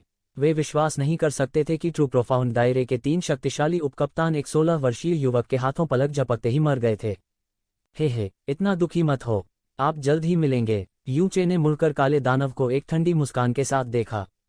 टाइगर सोल तलवार अचानक उठाई गई और 1 मीटर लंबी ज्वाला जीप दूर से उसकी ओर बढ़ी। कमीने, मैं तुम्हें तुम्हारे खून से चुकाऊंगा, मैं तुम्हारे शरीर के 10,000 टुकड़े कर दूंगा। उसने अपनी गदा लहराए और यूचे की जलती हुई जीप को तितर बितर कर दिया। फिर उसने ऊंची छलांग लगाई और छलांग लगाते हुए यूचे की ओर लपका। यूचे ने भी छलांग लगाई, टाइगर सोल सोड को कसकर पकड़ लिया और हवा में काले दानव से टकरा गया। क्लैंग, चिंगारी सभी दिशाओं में उड़ गई। उनके दोनों शरीर एक ही समय में हिंसक रूप से कांपने लगे और फिर पीछे की ओर उड़ गए। यूचे जमीन पर गिर गया और उसके खड़े होने से पहले उसका शरीर थोड़ा सा हिल गया। जब ब्लैक डेमन उतरा तो वह खुद को स्थिर करने से पहले 5 या 6 कदम पीछे हट गया। उसके हाथ में पिग आयरन गदा में आश्चर्यजनक रूप से 1 उंगली गहरी नोक थी। यूचे के साथ मारपीट करने के बाद काला दानव आखिरकार समझ गया कि ब्लैक डेविल, ब्लैक टाइगर और ब्लैक वुल्फ को यूचे द्वारा लगातार क्यों मारा गया। ऐसा इसलिए था क्योंकि शुद्ध जुआनली के इस संघर्ष में वह भी नुकसान में था। काले दानव की आंखें हिंसक रूप से हिल गईं और उसका चेहरा अविश्वास से भर गया। असंभव, बिल्कुल असंभव। वह स्पष्ट रूप से नेसेंट प्रोफाउंड रियल्म जुआनली के 10वें स्तर पर था और वह ट्रू प्रोफाउंड रियल्म के 3रे स्तर पर था। उसकी जुआनली की ताकत उससे ज्यादा मजबूत कैसे हो सकती है? यह असंभव था, बिल्कुल असंभव। लेकिन वह इस पर विश्वास करने के लिए कितना भी अनिच्छुक क्यों न हो, सच्चाई उसके सामने स्पष्ट रूप से रखी गई थी। प्रतिद्वंद्वी का जुआनली का स्तर स्पष्ट रूप से उसकी तुलना में कम था, लेकिन जुआनली की ताकत मजबूती से बेहतर थी। इसके अलावा प्रतिद्वंद्वी के हथियार ने एक बड़ा फायदा उठाया। उनका वुल्फ फैंग मेस एक सच्चा गहरा हथियार था और लड़ाई के दौरान यह उनकी जुआनली से भी प्रभावित था। फिर भी यह वास्तव में एक वार से उसकी गदा में इतना बड़ा सेंध लगाने में सक्षम था। यदि इसे कुछ और बार मारा जाता तो इस बात की अत्यधिक संभावना थी कि यह आधे में कट जाएगा। ऐसा लगता है कि आप केवल इतने ही हैं। यूचे ने अपना हाथ उठाया और टाइगर सोल सोड की पीठ को छुआ और उसका मजाक उड़ाया। बब्वा, बहुत अहंकारी मत बनो। मैं अभी अभी तुम्हारे साथ नरमी बरत रहा था। तुम्हारे जैसा नवजात गहन दायरे वाला कचरा मेरा ब्लैक दानव का विरोधी कैसे हो सकता है? हाँ, स्टॉर्म स्ट्राइक। काला दानव दर्जनों वर्षों से बाहर भटक रहा था। संप्रदाय की विरासत के बिना वह स्वाभाविक रूप से कोई उच्च स्तरीय हुआन कौशल नहीं सीख सकता था। हालांकि उसने बहुत से निम्न स्तर के हुआन कौशल सीखे थे जिन्हें कहीं से भी खरीदा जा सकता था। जैसे ही वह यूचे के पास पहुंचा, उसका शरीर अचानक तेजी से घूमने लगा। उसने अपनी गदा घुमाई और एक जुवानली स्टॉर्म बनाया जिसे कम करके नहीं आंका जा सकता था। डांग डांग डांग। यूचे का फिगर थोड़ा पीछे हट गया। उसने जल्दी से क्षैतिज रूप से ब्लॉक करने के लिए टाइगर सोल तलवार का इस्तेमाल किया और ब्लैक दानव के सभी हमलों को पूरी तरह से रोक दिया। हर बार टाइगर सोल स्वॉर्ड वुल्फ नुकीली गदा से टकराती थी, यह एक कर्कश आवाज निकालती थी और आकाश को चिंगारी से भर देती थी। 30 से अधिक लगातार टक्करों के बाद यूचे पीछे की ओर तब तक उड़ता रहा जब तक कि वह 10 कदम से अधिक दूर नहीं हो गया। इस समय ब्लैक डेमन के हमले भी बंद हो गए। उसने फिर यूचे की ओर इशारा किया और दहाड़ते हुए कहा, तुम लोग अभी तक वहां क्यों खड़े हो? मेरे लिए उसे मार डालो। जो कोई भी उसे मारेगा वह उपकप्तान होगा। ब्लैक डेमन भाड़े के लोग अभी भी पूरी तरह से 3 उपकप्तानों के पलक झपकते मरने के सदमे से उबर नहीं पाए थे। इस समय जब उन्होंने काले दानव की तेज दहाड़ सुनी तो ऐसा लगा जैसे वे अभी अभी सपने से जागे हों। उन्होंने तुरंत सभी दिशाओं से झुंड बनाकर यूचे को घेर लिया। बड़ी बहन, अपनी रक्षा करो। अपने आसपास 70 से 80 गहरे गहरे दायरे वाले काले दानव भाड़े के सैनिकों के साथ यूचे निश्चित रूप से लापरवाह होने की हिम्मत नहीं करता था। इस तरह की स्थिति में वह अब लैन शुएरुओ की परवाह नहीं कर सकता था। लैन शुएरुओ की ताकत के साथ भले ही उसका शरीर कमजोर था, अगर वह केवल नवजात गहन दायरे के दुश्मनों का सामना कर रही थी तो वह थोड़े समय के लिए किसी भी खतरे में नहीं होगी। तुम मौत को दावत दे रहे हो। 10 से अधिक काले दानव भाड़े के सैनिकों ने एक साधारण गठन किया और एक ही समय में यूचे पर झपट पड़े। यूचे पीछे नहीं हटे। जब उसने अपनी तलवार के वार से उनके हमलों का सामना किया तो उसके मुंह के कोने से एक ठंडी मुस्कान प्रकट हुई। ज्वाला की एक विशाल जीभ बाहर निकली, जिससे उसके हाथ में टाइगर सोल तलवार तुरंत 8 फीट की लंबाई तक बढ़ गई। Puff puff puff puff puff. ज्वाला की जीभ पहले व्यक्ति के शरीर में बह गई और उसकी ग्रीवा कशेरुकाओं को तोड़ दिया। फिर गति खोए बिना यह दूसरे, तीसरे, चौथे की ओर बह गया। कई दुश्मनों का सामना करते समय, जब तक कि किसी के पास पूरी तरह से भारी ताकत न हो, उन सभी पर एक साथ हमला करना बहुत वर्जित था। ऐसा इसलिए था क्योंकि इससे हमले की शक्ति बहुत अधिक फैल जाएगी। इसके बजाय व्यक्ति को अपनी ताकत पर ध्यान केंद्रित करना चाहिए और उन्हें एक एक करके तोड़ना चाहिए, ताकि शरीर पर दबाव धीरे धीरे कम हो जाए। हालांकि युनचे ने जो चुना वह ज्वाला जुआनली का स्वीप था। इन नवोदित गहरे दायरे के दुश्मनों के सामने उसकी जुआनली को बिल्कुल भी भारी नहीं माना जा सकता था। हालांकि उनका हथियार एक पृथ्वी गहन तलवार थी जो नवजात गहन दायरे जुआनली की रक्षा को आसानी से काट सकती थी। उसने जो ज्वाला छोड़ी वह विधर्मी परमेश्वर की शक्ति के नियंत्रण में फीनिक्स की आग थी। जुआनली के लाभ के साथ उसकी गहन कला और हथियार के पूर्ण दमन के अलावा उसका झाड़ू एक सच्चा झाड़ू बन गया और उसे बिल्कुल भी मजबूर नहीं किया गया। उसे घेरने वाले दर्जनों लोगों में से 7 या 8 यूंचे के एक वार में सीधे बह गए। उसके पीछे हवा की आवाज आ रही थी और एक भारी चौड़ी कुल्हाड़ी उसकी गर्दन पर कटी हुई थी। अपना सिर घुमाए बिना उसने अपने बाएं हाथ को मुट्ठी में जकड़ लिया और उसे हवा के खिलाफ मार दिया। टकराना। उस पर घात लगाकर हमला करने वाले काले दानव भाड़े के सैनिक का सीना तुरंत टुकड़ों में बिखर गया और वह खून की उल्टी करते हुए दूर तक उड़ गया। मरना। इन काले दानव भाड़े के सैनिकों के प्रति यूचे के मन में जरा भी दया या करुणा नहीं थी। उसने छलांग लगाई, 3 काले दानव भाड़े के सैनिकों के हमलों से बचा और काले दानव भाड़े के सैनिकों की छाती पर तिरछा वार किया, सीधे उसकी छाती में एक खूनी छेद बना दिया। पीछे हटने के बल पर उसका शरीर दूर से ही निकल गया और हवा में एक झोंके के साथ उसने 3 लोगों को आग की लपटों में खींच लिया। जब वह उतरा तो उसकी तलवार से और 3 लोगों को उड़ते हुए भेजा गया। उसे घेरने वाले काले दानव भाड़े के सैनिकों की संख्या में वृद्धि हुई और एक ज्वार की तरह उन्होंने भीड़ के भीतर युनचे को घेर लिया। युनचे की अभिव्यक्ति बिना किसी लहर के शांत थी और स्टार गॉड की टूटी छाया की मदद से उसका शरीर भीड़ के बीच से गुजरते हुए एक तूफान की तरह तेज था। टाइगर सोल तलवार जहां भी जाएगी, हथियार निश्चित रूप से टूट जाएंगे और लोग निश्चित रूप से एक वार में मारे जाएंगे। टाइगर सोल स्वॉर्ड के सामने ये नवजात गहरा क्षेत्र जुआनजे की जुआनली की रक्षा वास्तव में कागज की एक पतली परत से अलग नहीं थी। कुछ ही समय बाद युनचे के शरीर पर पहले से ही बड़ी मात्रा में खून के छींटे पड़ गए थे, लेकिन वह इससे पूरी तरह अनजान था। उसने अपने जीवनकाल में बहुत से लोगों को मार डाला था और उसके लिए लोगों को मारना उतना ही सामान्य था जितना गेहूं की कटाई। इससे उसके दिल में जरा सी भी लहर नहीं उठी। काला दानव जो दूरी पर खड़ा था, मूल रूप से युनचे को घेरने के दौरान चुपके से हमला करना चाहता था और एक घातक झटका देना चाहता था। हालांकि जब उसने युनचे के पूरे शरीर को खून से नहाते हुए देखा, जब उसने काले दानवों के भाड़े के समूहों का नरसंहार किया जैसे कि वह घास काट रहा हो, उसके दिल में एक गहरी ठंडक उभरने लगी। यह स्पष्ट रूप से केवल एक युवा था, लेकिन उसने वास्तव में इतनी सफाई से मारा और फुर्ती से, बिना किसी हिचकिचाहट के या उदारता, दिल, कोमलता, सदयता, ढिलाई, मृदुता, मार्दव। इसके अलावा जब उसने मारा तो उसकी टकटकी और अभिव्यक्ति बहुत शांत थी, इतनी शांत कि ऐसा नहीं लगा कि वह लोगों को मार रहा है। उसने अपने जीवन काल में जितने लोगों को मारा था उसकी संख्या कम नहीं थी, 100 नहीं तो 80 कम से कम थी, लेकिन लोगों को मारते समय इतना शांत रहना उसके लिए बिल्कुल असंभव था। इसके अलावा वह स्पष्ट रूप से केवल नवजात गहन दायरे में था, फिर भी उसके पास इतनी भयानक ताकत थी। ज्वाला की भयावह जीभ, वह भयानक लंबी तलवार जिसने भी छुआ उसे मार डाला। काले दानव के दिल की धड़कन तेज और तेज हो गई। युनचे पर चुपके से हमला करने का विचार जल्दी से गायब हो गया और उसके दिल की गहराइयों में एक गहरा और गहरा डर बढ़ता गया। उसके कदम पीछे हटने लगे, फिर उसने अपना शरीर मोड़ लिया और भाग गया।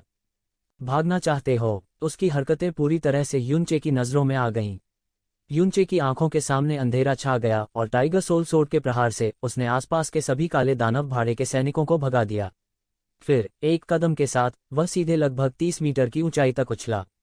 उसकी ठंडी टकटकी ब्लैक दानव पर बंद हो गई और उसका पूरा शरीर अचानक एक चमकदार लाल लौ से प्रज्वलित हो गया। फीनिक्स विंग का एम्पायरियन डांस। युनचे के पूरे शरीर में आग की लपटें पागलपन से जल उठीं। उसके पीछे 2 जलते हुए फीनिक्स पंख फैले हुए थे और उसका पूरा शरीर नीचे गिरा हुआ था। दूर से ऐसा लग रहा था कि एक छोटी फीनिक्स आकाश से उतर रही है, साथ में एक बेहोश फीनिक्स रो रही है। फीनिक्स विंग का एम्पायरियन डांस एक फीनिक्स फ्लेम स्किल जिसे world order of the phoenix के 5वें चरण में रिकॉर्ड किया गया। सक्रियण पर ज्वलंत पंखों की एक जोड़ी उपयोगकर्ता की पीठ पर दिखाई देगी और एक अद्वितीय शक्तिशाली गति के साथ यह दुश्मन की ओर चार्ज होगी और बड़े पैमाने पर आग की लपटों का कारण बनेगी। मूल रूप से इसे केवल फीनिक्स के विश्वकोड के 5वें चरण की फीनिक्स लॉ ऊर्जा के साथ सक्रिय किया जा सकता था। हालांकि युनचे की अत्यंत उच्च बोध क्षमता के साथ उन्होंने गहन प्रवेश द्वार को खोलने के लिए विधर्मी भगवान के अग्नि बीज की शक्ति का उपयोग किया और इसे सक्रिय करने के लिए फीनिक्स लॉ ऊर्जा के साथ मिश्रित अपने स्वयं के विधर्मी भगवान की लॉ ऊर्जा का उपयोग किया। हवा से आए तीव्र दबाव और चिलचिलाती तापमान ने ब्लैक दानव को अवचेतन रूप से घूमने का कारण बना दिया। हालांकि भले ही उन्होंने इसे पहले ही महसूस कर लिया हो, फिर भी उनके लिए फीनिक्स विंग के एम्पायरियन डांस की अद्वितीय गति से बचना असंभव था। बूम! एक विशाल विस्फोट व्यावहारिक रूप से आकाश के माध्यम से गूंज उठा। सूखी जमीन पर अनगिनत दरारें मकड़ी के जाले की तरह तेजी से फैल गईं, लेकिन वे तुरंत प्रचंड लपटों से ढंक गईं, जो पागलपन से प्रज्वलित हुईं। प्रचंड लपटों के भीतर एक काली आकृति विस्फोटक रूप से निकली, हवा में बड़ी मात्रा में ताज़ा रक्त छिड़का। तब फटे हुए बोरे की नाई वह भूमि पर गिरा और धूलि का बादल उड़ा गया। काले दानव भाड़े के सभी आंदोलन बंद हो गए। उन्होंने अपनी आंखें चौड़ी कर लीं और डर के मारे उस काली आकृति को देखा जो इस समय आग की लपटों के पीछे जमीन पर मरोड़ रही थी। लैन शुएरुओ का पूरा शरीर भी अवाक रह गया था। उसके छोटे हाथ ने उसके मुंह को ढंक दिया और उसकी निगाहें सदमे और धुंधली से भर गईं। यूचे धीरे धीरे काले दानव के सामने गया और उसके शरीर को देखा जो जमीन पर पड़ा था, खड़ा होने में असमर्थ था। यूचे की आंखें उदासीनता से भर गईं। फीनिक्स विंग के एम्पायरियन डांस को सक्रिय करने से एक बार भारी मात्रा में ऊर्जा की खपत हुई। आज वह दूसरी बार इसका उपयोग कर रहा था और इस तथ्य को जोड़ते हुए कि हेरेटिक सोल प्रोफाउंड गेट लंबे समय से खुला था, इसने उसके शरीर को कमजोरी की एक बहुत गंभीर भावना दिखाना शुरू कर दिया। हालांकि इस हमले का असर साफ दिख रहा था। अभी अभी प्रभाव के दौरान उन्होंने स्पष्ट रूप से ब्लैक दानव की रीढ़ की हड्डी टूटने की आवाज सुनी। उसकी रीढ़ की हड्डी टूट जाने के कारण ब्लैक डेमन को पूरी तरह अपंग माना जा सकता था। यहां तक अगर वह जीवित रह पाता तो भी वह जीवन भर के लिए लकवाग्रस्त ही रहेगा। मुझे जाने दो, मुझे जाने दो, मैं अभी मरना नहीं चाहता। यूनचे के दृष्टिकोण को महसूस करते हुए ब्लैक डेमन ने दया के लिए एक दर्द भरी पुकार निकाली। अपने जीवन को संजोना मानव की सहज प्रवृत्ति थी, उसके जैसे शुद्ध रूप से दुष्ट व्यक्ति का उल्लेख नहीं करना, जिसने अपने अधिकांश जीवन के लिए एक स्वतंत्र और मुक्त जीवन व्यतीत किया था।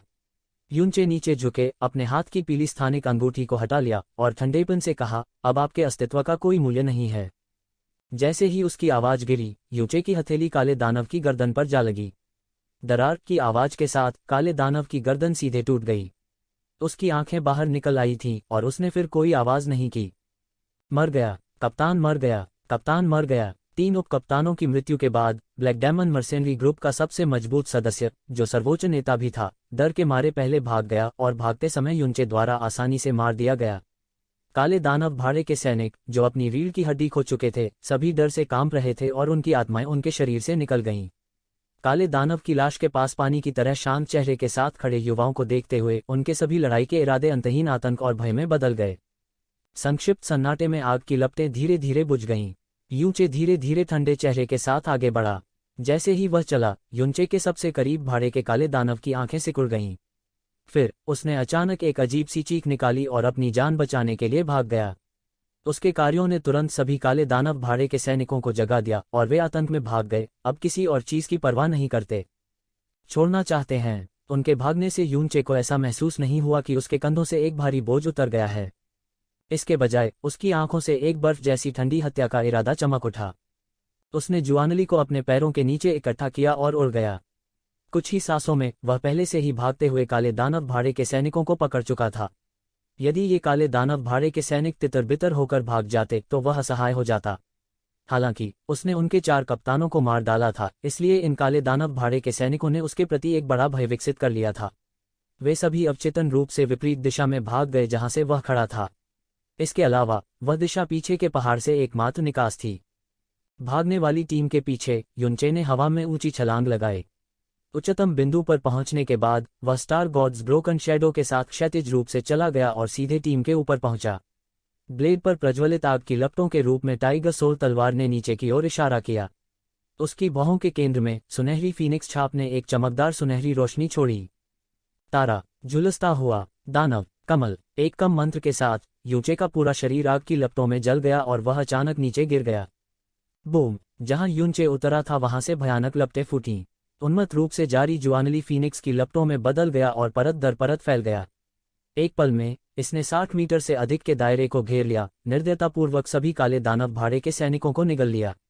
आकाश से ऐसा लग रहा था जैसे युनचे के स्थान के केंद्र में एक अतुलनीय रूप से सुंदर ज्वाला कमल उग्र रूप से खिल गया हो। हालांकि हर पंखुड़ी घातक फीनिक्स की लपटों से जल रही थी। विशाल अग्नि कमल के भीतर से अनगिनत रक्त रंजित चीखें निकली, जो नरक की गहराई से रोने के समान दयनीय थीं। हालांकि स्टार सिजलिंग डेमन लॉर्ड्स ने इस वजह से कोई दया नहीं दिखाई। यह निर्दयता से खिलता रहा।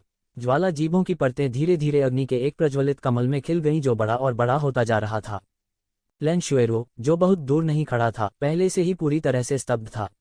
हालांकि वह युवा थी, उसने बहुत सारे विशेषज्ञों को देखा था, जिनमें उच्च स्तरीय गहन विश्व क्षेत्र विशेषज्ञ और यहां तक कि गहन आकाश क्षेत्र के सुपर विशेषज्ञ भी शामिल थे। हालांकि उन्होंने कभी किसी को बनिंग हेवन स्कूल सहित इतने भव्य तरीके से आग की विशेषता वाली गहन कला को जारी करते नहीं देखा था, जिसमें ब्लू विंड साम्राज्य में सबसे मजबूत अग्नि विशेषता गहन कला थी। इससे भी ज्यादा अविश्वसनीय बात यह थी कि इस तरह का हमला वास्तव में यूचे की तरफ से हुआ था। एक युवक जो केवल 16 वर्ष का था। नसेंट प्रोफाउंड रियल्म का पहला स्तर नवजात प्रोफाउंड दायरे के 10वें स्तर को हराता है। 1 महीने के समय में एक पूरे दायरे को पार करना। नसेंट प्रोफाउंड रियल्म का 10वां स्तर लगातार 4 ट्रू प्रोफाउंड रियल्म शैंज का सिर काट रहा है। मेरी भावनाओं ने मुझे धोखा नहीं दिया, वह निश्चित रूप से वह व्यक्ति है जिसकी मुझे तलाश थी। लैन जुएरो ने उसके सामने खालीपन से देखा और धीरे से बुदबुदाया। ज्वाला कमल पहले से ही अपने सबसे बड़े आकार में खिल चुका था, लेकिन उसके भीतर खून जमा देने वाली चीख वास्तव में नर्म हो गई थी। लपटों की परतों के माध्यम से लैन जुएरो स्पष्ट रूप से आग की लपटों के भीतर लुढ़कती हुई आकृतियों को देख सकता था। उसने अपना सिर दूर कर लिया क्योंकि उसके दिल में एक गहरी असहनीय भावना उभरी। इस समय उसने देखा कि ऊंचे थके हुए भाव के साथ आग की लपटों के भीतर से टाइगर सोल तलवार को खींच रहा है और वह भारी कदमों के साथ बाहर निकल रहा है। उसके शरीर पर कपड़े पहले से ही फटे हुए थे और उस पर लगे खून के धब्बे भी ज्वाला कमल से काले हो गए थे। जूनियर भाई यूंग, लैन शुएरो घबराकर चिल्लाए और जल्दी से उसका अभिवादन करने के लिए आगे बढ़ी। हालांकि जैसे ही वह यूचे के पास जाने वाली थी, उसने अपने कदम रोक लिए और एक पल के लिए आगे बढ़ने से भी डर गई, क्योंकि वर्तमान यूनचे ने उसे अपरिचितता का एक अपरिहार्य एहसास दिया था। ताकत में विस्फोटक वृद्धि अभी भी गौण थी। जब उसने पहले 3 उपकप्तानों को मार डाला और जब उसने इन काले दानव भाड़े के सैनिकों का नरसंहार किया, तो उसकी सभी चालें थोड़ी सी भी लापरवाही के बिना घातक थीं। एक लौ कमल ने एक बार फिर 70 से अधिक काले दानव भाड़े के सैनिकों को उनकी कब्र पर भेज दिया था। पलक झपकते ही उसने 100 से अधिक लोगों का वध कर दिया था, फिर भी उसके भाव नहीं बदले। वह स्पष्ट रूप से केवल 16 वर्ष का युवा था, फिर भी उसके पास वास्तव में ऐसा राक्षसी स्वभाव था। सीनियर सिस्टर, मैं थोड़ा थक गया हूं, मेरी मदद करो। यूनचे के कदम अस्थिर थे और उसका शरीर हिल रहा था। बोलते बोलते उसका शरीर शिथिल हो गया और वह लगभग गिर पड़ा। स्टार स्कॉचिंग डेमन लॉर्ड्स एक फीनिक्स लॉ कौशल था जो फीनिक्स के विश्वकोड के 6ठे चरण में निहित था। इसकी मारक शक्ति फीनिक्स विंग के एम्पायरियन डांस जितनी महान नहीं थी, लेकिन इसमें भस्मक शक्ति का एक अत्यंत भयानक बड़ा क्षेत्र था। फीनिक्स विंग के एम्पायरियन डांस को हवा के बीच में सक्रिय करना पड़ा और स्टार स्कॉचिंग डेमन लॉर्ड्स किसी भी राज्य और किसी भी स्थान से खिल सकता था। हालांकि एक ही समय में यह भारी खपत के साथ था। फीनिक्स विंग के एम्पायरियन डांस का 2 बार उपयोग करना, एक बार स्टार स्कॉचिंग दानव लॉर्ड्स का उपयोग करना, विधर्मी आत्मा राज्य की निरंतरता के अलावा इस छोटी सी अवधि में उनकी जुआनली लगभग पूरी तरह से समाप्त हो गई। लैन शुएरो जल्दी से यूनचे का समर्थन करने के लिए आगे बढ़े। एक पल के लिए झिझकने के बाद उसने पूछा, जूनियर भाई यूं, क्या तुमने अतीत में बहुत से लोगों को मारा है? यूनचे पहले चुप था, फिर धीरे से सिर हिलाया। मैंने बहुत कुछ मारा है, जितना तुम सोच सकते हो उससे कहीं अधिक। उसने अपने पीछे धीरे धीरे सिकुड़ते लौ वाले कमल को देखा और कहा, बड़ी बहन, क्या आपको लगता है कि मैं बहुत क्रूर हूं और मुझे इन लोगों को नहीं मारना चाहिए जो अब हम पर हमला नहीं कर रहे हैं और विशुद्ध रूप से बचने की कोशिश कर रहे हैं? लैन शुएरो ने कुछ नहीं कहा और चुपचाप मान गई। यूनचे ने लैन शुएरो को देखा और कहा, सीनियर सिस्टर, मैंने पहले भी कहा है कि आपका स्वभाव बहुत नर्म और दयालु है, लेकिन ये शब्द सीनियर सिस्टर के लिए प्रशंसा नहीं है, बल्कि एक प्रकार की आहें हैं। सीनियर सिस्टर को महसूस करना चाहिए था कि ये सभी दुष्ट लोग अपने शरीरों पर न्यूनाधिक शत्रुता लिए हुए हैं। वे सभी वे लोग हैं जो पहले मारे गए हैं, और जिन लोगों को उन्होंने मारा है वे ज्यादातर दयालु लोग होने चाहिए थे जिन्हें उन्होंने लूटा और उन पर हमला किया। इन दुष्ट लोगों को बहुत पहले मर जाना चाहिए था। मृत्यु भी उनके अपराधों को मिटा नहीं सकती। पहले उन्होंने हमें 1 महीने से अधिक समय तक परीक्षण के मैदान में भी फंसाया था। अगर मैं फीनिक्स परीक्षण में पास नहीं हुआ होता तो वरिष्ठ बहन और मैं बच नहीं पाते और पूरे फीनिक्स कबीले के नष्ट होने की संभावना होती। मुझे उन्हें मारना कम से कम अत्यधिक नहीं है। उद्धरण चिन्ह। लैन शुएरुओ ने अपने होंठ हल्के से हिलाए। पहले से ही बुझते लौ कमल को देखते हुए उसने एक अनिश्चित आवाज के साथ कहा, जब से मैं छोटी थी मेरे गुरु ने मुझे परोपकारी होना सिखाया, लोगों के साथ नरमी से व्यवहार करना और सभी जीवित चीजों से प्यार करना। उनके शरीर में वास्तव में बुराई है, लेकिन आखिरकार वे सभी जीवित प्राणी हैं। इससे पहले उन्होंने पहले ही अपने हथियार फेंक दिए थे और भागने का विकल्प चुना था। वे अब हमारे लिए खतरा नहीं है, तो क्यों हम उन्हें जाने नहीं दे सकते? उद्धरण चिन्ह। वे बेहद शातिर और दुष्ट लोगों का एक समूह है। अगर हम उन्हें आज जाने देते हैं तो इस बात की संभावना है कि वे कल दूसरों को मार देंगे, और यह बहुत से लोग हो सकते हैं। यूनचे ने सख्त अभिव्यक्ति के साथ कहा, लेकिन उन्हें मारने से कई निर्दोष लोगों को बचाया जा सकता है। बेशक अच्छे लोग और निर्दोष लोग मारे नहीं जा सकते, लेकिन इन दुष्ट लोगों को मारना न केवल यह दुष्ट नहीं है, यह लोगों को बचा भी रहा है। उन्हें जाने देना ही सच्ची बुराई है। उद्धरण चिन्ह। लैन शुएरुओ, छोटे भाई यून, तुमने सच में यह किया है। यह बहुत अच्छा है, यह वास्तव में बहुत अच्छा है। इस समय फैंग बायचुआन, जो अभी भी बेहोश फैंग जू एर को ढो रहा था, फीनिक्स कबीले के बाकी लोगों के साथ चला गया। उनमें से हर एक के चेहरे उत्साह और आंसुओं से भरे हुए थे। वे यूनचे को जिस नज़र से देखा करते थे वह और भी उत्कट था, जैसे कि वे किसी भगवान को देख रहे हों। जब यूनचे ने काले दानव को मार डाला तो गुफा के प्रवेश द्वार पर सीलिंग फॉर्मेशन को फैंग बायचुआन द्वारा खोला गया, और बाद में उन्होंने जो दृश्य देखा उसने उन्हें बेहद उत्साहित और हैरान कर दिया। उनमें से कई बुजुर्ग बुदबुदाए बिना नहीं रह सके। यह निश्चित रूप से हमें बचाने के लिए फीनिक्स भगवान द्वारा भेजा गया दूत है। फीनिक्स भगवान हमें कभी नहीं भूला है। यूनचे ने फैंग बायचुआन के आलिंगन में पीले चेहरे वाले फैंग जू एर पर नजर डाली और जल्दी से कहा, कबीले के नेता फैंग, बुरे लोगों को साफ कर दिया गया है। जल्दी से जू र और अन्य लोगों को पीने के लिए कुछ साफ पानी खोजने के लिए घर वापस लाओ, लेकिन तुरंत मत खाओ। जल्दी जाओ, ये बच्चे अभी बहुत खतरनाक स्थिति में हैं। हम बाद में अन्य चीजों के बारे में बात कर सकते हैं। उद्धरण चिन्ह। ठीक है, फैंग बायचुआन ने सिर हिलाया और फिर बाकी समूह के साथ पहले से ही बेहोश बच्चों को लाया और जल्दी से घाटी के प्रवेश द्वार की दिशा में दौड़ा। जब वे उस स्थान से गुजरे जहां अग्निकमल जल रहा था, तो वे सभी अचानक अपनी पटरियों पर रुक गए और सतर्कता से आगे देखने लगे। अग्निकमल के बुझने के बाद जमीन पर लकवाग्रस्त बैठे दो पीले चेहरे वाले काले दानव भाड़े के सैनिक उनकी दृष्टि में दिखाई दिए। उनके अधिकांश कपड़े पहले ही जल चुके थे और उनके शरीर पर कई जले के निशान थे, लेकिन वे सभी हल्के जले थे। वे पहले स्टार सिजोरिंग डेमन लॉर्ड्स के बिल्कुल किनारे पर थे, इसलिए वे वास्तव में अग्निकमल से प्रभावित नहीं थे, वे केवल बाद में बह गए थे। जमीन पर लकवाग्रस्त होने का कारण यह नहीं था कि वे भारी रूप से घायल थे, बल्कि इसलिए कि वे विशाल अग्निकमल से इतने भयभीत थे कि उनके पैरों में इतनी पीड़ा थी कि वे अधिक समय तक खड़े नहीं रह सकते थे। अब जब उन्होंने फैंग बायचुआन और अन्य लोगों को अपने सामने आते देखा तो उनकी आंखें तुरंत चौड़ी हो गईं और वे डरे हुए पक्षियों की तरह घबराकर पीछे हट गए। वास्तव में ऐसी मछलियां हैं जो जाल से बच गईं। यूनचे के चेहरे पर एक हैरान कर देने वाला भाव प्रकट हुआ। उसने जल्दी से लैन शुएरुओ के हाथों में टाइगर सोल तलवार रख दी और जल्दी से कहा, सीनियर सिस्टर, मेरी जुआनली इस समय घाटे में है, इसलिए मैं कोई कदम नहीं उठा सकता। जल्दी जाओ और उन दो लोगों को मार डालो, हम बिल्कुल उन्हें भागने नहीं दे सकते। उसने अवचेतन रूप से टाइगर सोल तलवार ले ली, लेकिन लैन शुएरुओ बिना हिले डुले वहीं खड़ा रहा। कुछ देर उसकी आंखों से ओझल हो जाने के बाद उसने अपना सिर हिलाया और कहा, मैंने कभी किसी को नहीं मारा है और मैं किसी को मारना नहीं चाहती। यह उनका भाग्य माना जा सकता है कि वे जीवित रहने में सक्षम थे। पूरे समूह का सर्वनाश कर दिया गया था और उनके पास अब लौटने के लिए घर नहीं है। अभी अभी भय का अनुभव करने के बाद यह माना जा सकता है कि उन्हें अपनी सजा मिल गई है। बस उन्हें जाने दो। काला दानव भाड़े का समूह अब मौजूद नहीं है और भविष्य में वे शायद अब बुराई नहीं करेंगे। उद्धरण चिन्ह। नहीं, यूनचे ने अतुलनीय दृढ़ संकल्प के साथ अपना सिर हिलाया। नर्म दिल होना और खरपतवार काटते समय जड़ों को न खींचना दुश्मन का सामना करते समय हमेशा सबसे बड़ा टैबू होता है। यदि आप उन्हें नहीं मारते हैं तो इसके कुछ अप्रत्याशित और गंभीर परिणाम हो सकते हैं। जल्दी करो और करो। उद्धरण चिन्ह।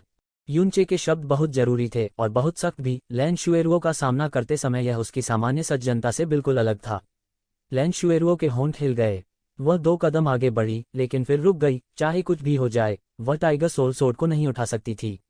अंत में उसने चुपचाप आह भरी और काले दानव भाड़े के 2 भाग्यशाली बचे लोगों से कहा, तुम दोनों जा सकते हो। भविष्य में एक दुष्ट व्यक्ति मत बनो, वरना अगर मैं तुमसे दोबारा मिलूं तो मैं निश्चित रूप से तुम्हें हल्के में नहीं छोड़ूंगा। उद्धरण चिन्ह। लैन शुएरुओ के शब्दों ने जमीन पर लकवाग्रस्त 2 काले दानव भाड़े के सैनिकों को एक सपने से जगा दिया। वे जल्दी से जमीन से रेंगकर ऊपर आ गए। हालांकि वे मुड़े नहीं और लैन शुएरुओ के विचार के अनुसार भागे नहीं। इसके बजाय उनकी आंखों में अचानक अंधेरा छा गया और वे फैंग बाइचुवान की ओर झपटे। कबीले नेता फैंग, सावधान! युनचे की पुतलियां सिकुड़ गईं क्योंकि वह जोर से दहाड़ रहा था। हालांकि युनचे के चिल्लाने में पहले ही बहुत देर हो चुकी थी। वह काला दानव भाड़े का सैनिक पहले से ही बिना तैयारी वाले फैंग बाइचुवान के सामने आ गया था। नेसेंट प्रोफाउंड रियल्म के छठे स्तर की अपनी ताकत के साथ फैंग बाइचुवान संभवतः उसे कैसे रोक सकता है। एक पल में उसने फैंग बाइचुवान को बहुत दूर से खटखटाया और उसी समय उसके हाथों से फैंग जू एर को छीन लिया। उसके दाहिने हाथ ने एक हुक बनाया और फैंग जुएर की गर्दन को दबा दिया। उसके चेहरे पर एक कुटिल मुस्कान दिखाई दी। आओ मत, पीछे हटो, पीछे हटो, वरना मैं तुरंत उसकी गर्दन काट दूंगा। जू एर, फैंग बाइचुवान, जिसे गिरा दिया गया था, अनैच्छिक रूप से चिल्लाया।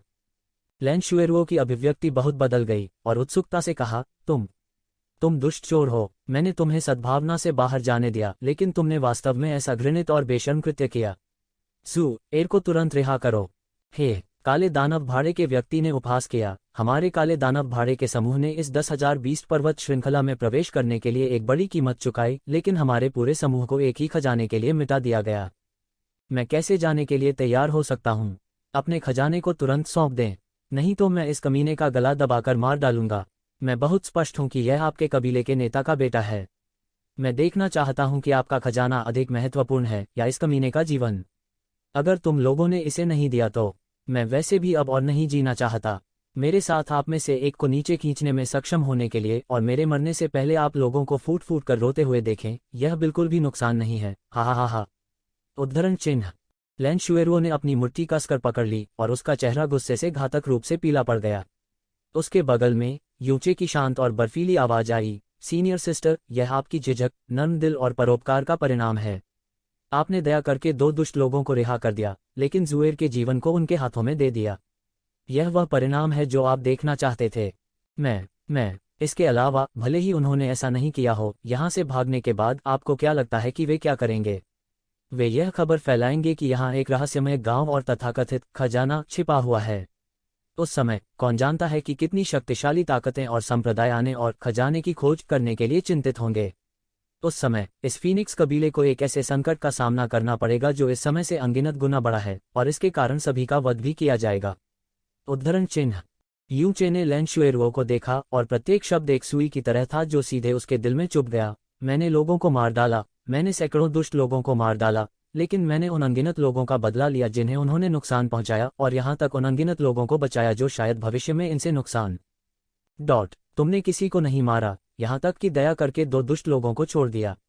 लेकिन यहाँ 200 या इतने ही मासूम लोग, बुजुर्गों से लेकर बच्चों तक, सभी इस वजह से दयनीय मौत मरेंगे। क्या यह परोपकार और सार्वभौमिक प्रेम की आपकी समझ है? उद्धरण चिन्ह। रुकना, उसे चोट मत करो। जब तक आप जुएर को जाने देंगे, मैं आपसे कुछ भी वादा करूंगा। फैंग जुएर की जीवन शक्ति पहले से ही बेहद कमजोर थी, और अब जब वह शैतान के चंगुल में फंस गया था, फैंग बाइचुवान अब पहले की तरह शांत नहीं था। उसका चेहरा पीला पड़ गया था क्योंकि उसने अपना हाथ उठाया और घबराहट में चिल्लाया, तो फिर आपने उस खजाने को तुरंत क्यों नहीं सौंप दिया जिसकी आप रखवाली कर रहे हैं? भाड़े के काले दानव का चेहरा भयावह था क्योंकि वह लगभग पागलों की तरह दहाड़ रहा था। लेकिन हमारे पास वास्तव में कोई खजाना नहीं है। तुम अभी भी इतनी जिद्दी होने की हिम्मत करती हो। ऐसा लगता है कि तुम अब अपने बेटे की जिंदगी नहीं चाहती। काले दानव भाड़े के सैनिक ने एक भयावह मुस्कान प्रकट की जब फैंग जुएर की गर्दन के चारों ओर का हाथ अचानक से कड़ा हो गया। हालांकि फैंग जुएर बेहोश था, फिर भी उसका पीला सा चेहरा दर्द की अभिव्यक्ति प्रकट कर रहा था। रुकना, लैन शुएरुओ ने एक कदम आगे बढ़ाया और अपनी तलवार काले दानव भाड़े के सैनिक पर तान दी। वह इतनी गुस्से में थी कि उसका पूरा शरीर कांप रहा था, लेकिन वह कुछ भी करने में असमर्थ थी। उसका हृदय अतुलनीय पछतावे से भर गया था। अगर उसने युनचे की बातें सुनी होती और उन्हें मार दिया होता, तो यह वर्तमान स्थिति नहीं होती और उसे कोई चिंता नहीं होती। पर अब जब बात इतनी हो गई तो पछताने से क्या फायदा? उसके पीछे युनचे ने बिना भाव के अपना हाथ उठाया। उसकी हथेली काले दानव भाड़े के सैनिक का सामना कर रही थी क्योंकि उसने हल्के से एक शब्द उगल दिया, विस्फोट। हुश! दबी आवाज के साथ काले दानव भाड़े के सिर के पीछे से आग की लपटों की एक बड़ी गेंद अचानक फूट पड़ी। लाल लाल लपटें समय की 2 सांसों में उसकी गर्दन की जीवन रेखा से जल गईं, जिससे उसकी आंखें बाहर निकल आईं। उसने शक्तिहीन रूप से फैंग जुएर को जाने दिया और उसका शरीर गिरे हुए लकड़ी के खंभे की तरह जमीन पर गिर गया। उसने अंतिम सांस ली। यूचे के स्वभाव के साथ स्पष्ट रूप से उसके लिए एक खतरनाक मछली जो जाल से बच निकली थी प्रकट होने की अनुमति देना असंभव था। ये दो काले दानव भाड़े के सैनिक जो जीवित रहने के लिए पर्याप्त भाग्यशाली थे, उन्हें यूचे द्वारा जानबूझकर जीवित छोड़ दिया गया था। हालांकि स्टार झुलसाने वाले दानव लोड्स ने उन्हें कोई नुकसान नहीं पहुंचाया, लेकिन इसने उनके शरीर में बिना जली जुआनकी को डाल दिया। अपने भारी भय के तहत भले ही उन्होंने विदेशी जुआनकी को अपने शरीर में घुसते हुए महसूस किया हो, फिर भी वे विदेशी जुआनकी को शांति से बाहर करने में सक्षम नहीं होंगे। सही समय पर यूचे जुआनली को प्रज्वलित करेगा और उनके शरीर के भीतर फीनिक्स ज्वाला को प्रज्वलित करेगा। इन दो लोगों को जिंदा छोड़ने का कारण लैन ज़ेरुओ को एक आवश्यक सबक सिखाना था। इसे अच्छे इरादों के साथ कहा जा सकता है, क्योंकि वह लैन शुएरुओ को भविष्य में उसकी अत्यधिक कोमल दयालुता के कारण आहत नहीं देखना चाहता था। फैंग बायचुआन को पहले तो अचंभित कर दिया गया, फिर वह आगे बढ़ा और फैंग जू र को गले लगा लिया। यह देखकर दूसरे काले दानव भाड़े के भाव बहुत बदल गए। उसने एक अजीब सी चीख निकाली और बेतहाशा भाग गया। यूचे ने अपना हाथ नीचे कर लिया। अपनी अत्यधिक थकावट के कारण वह धीरे धीरे जमीन पर बैठ गया और उत्सुकता से बुदबुदाया, सीनियर सिस्टर ज़ेरुओ। काले दानव भाड़े के सैनिक को देखते हुए जो आगे और आगे भाग रहा था, लैन ज़ेरुओ का दाहिना हाथ जो टाइगर सोल तलवार को पकड़े हुए था थोड़ा कांपने लगा। यूचे के एक एक शब्द सुई की तरह थे, साथ ही वह दृश्य जिसके कारण उसे पहले पछतावा हुआ था उसके दिमाग में भारी कौंध गया। उसने आखिरकार अपना दाहिना हाथ उठाया, जुआनली को संघनित किया और टाइगर सोल तलवार को काले दानव भाड़े के दिल के पीछे की ओर गोली मार दी। जैसे ही टाइगर सोल तलवार उसके हाथ से उड़ गई, उसने अपना सिर घुमा लिया और अपनी आंखें बंद कर लीं। पूफ! टाइगर सोल स्वॉर्ड ने निर्दयता से पीछे से भाड़े के काले दानव के दिल में छेद कर दिया, उसके शरीर में छेद कर दिया और उसकी छाती के सामने से उड़ गया। डंक ध्वनि के साथ यह चट्टान के एक टुकड़े पर कील ठोंक दिया। काला दानव भाड़े का सैनिक जमीन पर गिर गया और उसने फिर कोई आवाज नहीं की। ब्लेड के शरीर में प्रवेश करने की आवाज स्पष्ट रूप से सुनी जा सकती थी, जिससे लैन ज़ेरुओ का शरीर अचानक कांपने लगा। उसकी आंखें कसकर बंद थीं और उसने उन्हें बहुत देर तक खोलने की हिम्मत नहीं की। दूरी में भाड़े के आखिरी काले दानव की लाश को देखते हुए यूचे ने चुपचाप अपने दिल में आहें भरी और धीमी आवाज में कहा, यह पहली बार होना चाहिए जब सीनियर सिस्टर ज़ेरुओ ने किसी को मार डाला हो। ठीक है, किसी को मारने की भावना पहली बार के लिए बहुत ही असहज और दर्दनाक है। उसके बाद आपको लगातार कुछ रातों के लिए भयानक दुःस्वप्न भी आ सकते हैं। मुझे यह सब पता है। अगर सीनियर सिस्टर शुएरुओ सिर्फ एक साधारण लड़की होती तो मैं तुम्हें ऐसा दर्दनाक काम नहीं करने देती। लेकिन भले ही मैं वरिष्ठ बहन की असली पहचान नहीं जानता, वरिष्ठ बहन के स्वभाव, व्यवहार, जुआनली और उस अनुबंधित गहन जानवर के आधार पर जो आकाश में उच्च नियंत्रण कर सकता है, बहुत सारे संकेत मुझे बता रहे हैं कि वरिष्ठ बहन की पृष्ठभूमि निश्चित रूप से है साधारण नहीं है। यदि यह महान संप्रदाय से नहीं है तो यह एक अत्यंत उच्च स्थिति वाले महानुभाव से है। उद्धरण चिन्ह।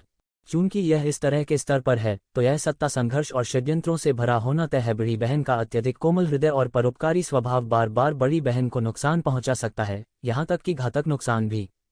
मैं सीनियर सिस्टर को इस तरह का नुकसान नहीं देखना चाहता, इसलिए बड़ी बहन को कम से कम दोस्तों और दुश्मनों के साथ अलग अलग व्यवहार करना सीखना चाहिए। एक वाक्य है जो सीनियर सिस्टर को क्रूर लग सकता है, लेकिन मेरा मानना कि सीनियर सिस्टर के आसपास ऐसे लोग जरूर हैं, जिनमें खुद सीनियर सिस्टर भी शामिल हैं, जिन्हें दुश्मनों के प्रति सीनियर सिस्टर की नरमी के कारण अपूरणीय क्षति हुई है। उद्धरण चिन्ह। यूचे के शब्दों ने लैन शुएरुओ को पहले तो चुप कर दिया, लेकिन जब यूचे ने अपना आखिरी वाक्य पूरा किया तो उसका पूरा शरीर बुरी तरह से कांपने लगा और फिर काफी देर तक कांपने लगा। उसके चेहरे से दर्द के भाव भी झलक रहे थे। लंबे समय के बाद जब उसने अपनी आंखें खोलीं तो यूचे पहले ही फीनिक्स कबीले के दो युवकों की मदद से बहुत दूर चल चुका था। एक पल के लिए उसकी आंखें नम हो गईं और उसके मुंह के कोने से एक हल्की सी फुसफुसाहट निकली, यूचे, धन्यवाद। काले दानव भाड़े के सैनिकों के साथ हुई घटना के कारण फीनिक्स कबीले को जीवन शक्ति का एक छोटा नुकसान हुआ, लेकिन सौभाग्य से भले ही कई लोगों के शरीर लंबे समय तक कमजोर थे और कुछ गंभीर रूप से बीमार भी पड़ गए, यूचे के साथ किसी का जीवन नहीं था खतरे में।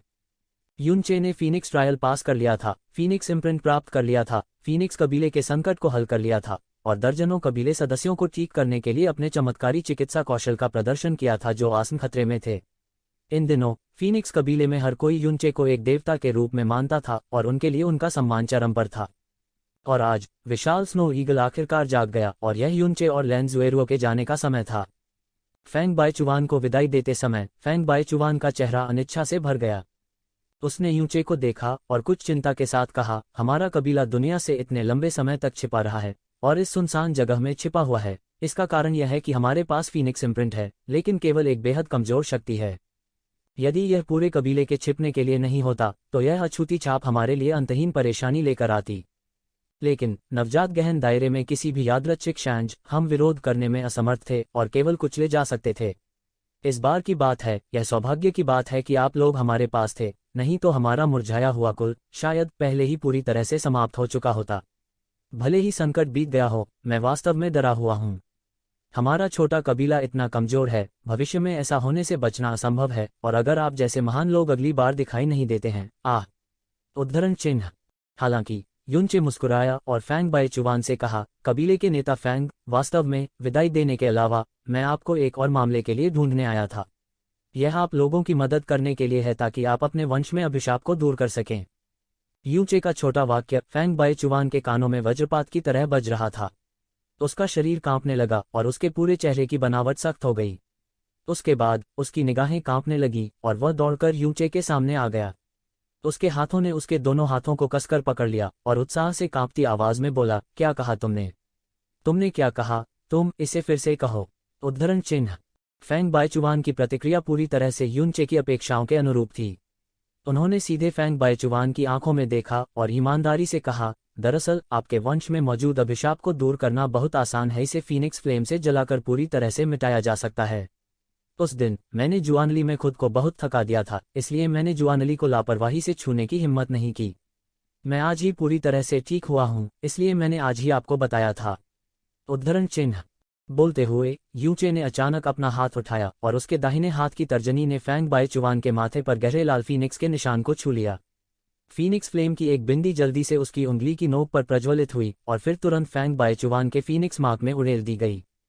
फैंग बायचुवान के चेहरे पर दर्द के निशान दिखाई दिए, लेकिन यह केवल एक पल के लिए दिखाई दिया। उसके बाद उसके माथे पर फीनिक्स के निशान का रंग अचानक बदलना शुरू हो गया, गहरे लाल से चमकीले लाल तक, जब तक कि यह भूरे रंग के मामूली संकेत के बिना एक लाल रंग का लाल हो गया। यूचे ने अपनी उंगली हटा ली और मुस्कराते हुए उसकी ओर देखा। फैंग बायचुवान ने अपने माथे पर फीनिक्स के निशान को छूने के लिए अपने कांपते हाथ को बढ़ाया, जो पहले से ही झुलसा देने वाली गर्मी बन चुका था। वह इतना उत्साहित था कि वह समझ नहीं पा रहा था कि क्या किया जाए, और रोते हुए स्वर में कहा, अभिशाप चला गया। यह वास्तव में पूरी तरह से चला गया। यूनचे मुस्कुराया, इन कुछ दिनों के स्वस्थ होने के बाद सभी के शरीर कमोबेश ठीक हो गए हैं। आइए इस अवसर को सभी को एक साथ इकट्ठा करने के लिए लें और मैं सभी के अभिशाप के निशान को मिटा दूंगा। उद्धरण चिन्ह। अच्छा। फैंग बायचुवान ने आंखों में आंसू के साथ सिर हिलाया। यूनचे को देखते हुए उसके दिल में कृतज्ञता इतनी प्रबल थी कि इसे किसी भी शब्द से बयां नहीं किया जा सकता था। यूनचे ने काले दानव भाड़े के समूह का वध किया, उनके पूरे कबीले की जान बचाई और उनके वंश में अभिशाप को खत्म किया। उनके कबीले को हजारों शरद ऋतु और सैकड़ों पीढ़ियों के लिए बचाया। इसने उनके पूरे कबीले को अपनी ताकत वापस पाने और अपनी गरिमा वापस पाने की अनुमति दी। अपनी रक्षा करने की शक्ति के साथ अगली पीढ़ी को अब इस उजाड़ पर्वत श्रृंखला में चुपके से छिपने की आवश्यकता नहीं होगी। इस हफ्ते एक और अपडेट था। रविवार की रात मेरी बहन को पीटा गया। फोरेंसिक डॉक्टर ने निर्धारित किया कि यह एक मामूली चोट थी, विशेष रूप से उसकी नाक का छोटा फ्रैक्चर, जो अपूरणीय था। मैंने कभी नहीं सोचा था कि मेरे परिवार के साथ ऐसा कुछ होगा। हमलावर एक पेशेवर था और उसने उस समय अपराध करना चुना जब मेरी बहन ने रात 8:30 बजे अपनी दुकान बंद की, जब आसपास की सभी दुकानें बंद थीं और आसपास कोई नहीं था और रोशनी बहुत कम थी। उसने कुछ दिन पहले ही आसपास के कैमरों को भी बदल दिया और जब उसने अपराध किया तो उसने अपना चेहरा भी ढक लिया और पिटाई करने के बाद कोई निशान या सबूत नहीं छोड़कर भाग गया। मेरी बहन आमतौर पर लोगों के साथ बहुत अच्छा व्यवहार करती है और लोगों के साथ उसके संबंध भी बहुत अच्छे हैं। उसका कोई दुश्मन नहीं है और एकमात्र संदिग्ध पास का प्रतियोगी है, क्योंकि मेरी बहन की दुकान का व्यवसाय अपेक्षाकृत अच्छा है, जबकि उस व्यक्ति का व्यवसाय धूमिल है। इसके अलावा उसने उससे पहले 3 बार उसे धमकाने के लिए लोगों को काम पर रखा था, लेकिन जबकि मैं यह जानता था, मेरे पास कोई सबूत नहीं था। मैंने पुलिस को फोन किया, लेकिन उन्होंने केवल एक साधारण बयान लिया और फिर कोई हलचल नहीं हुई।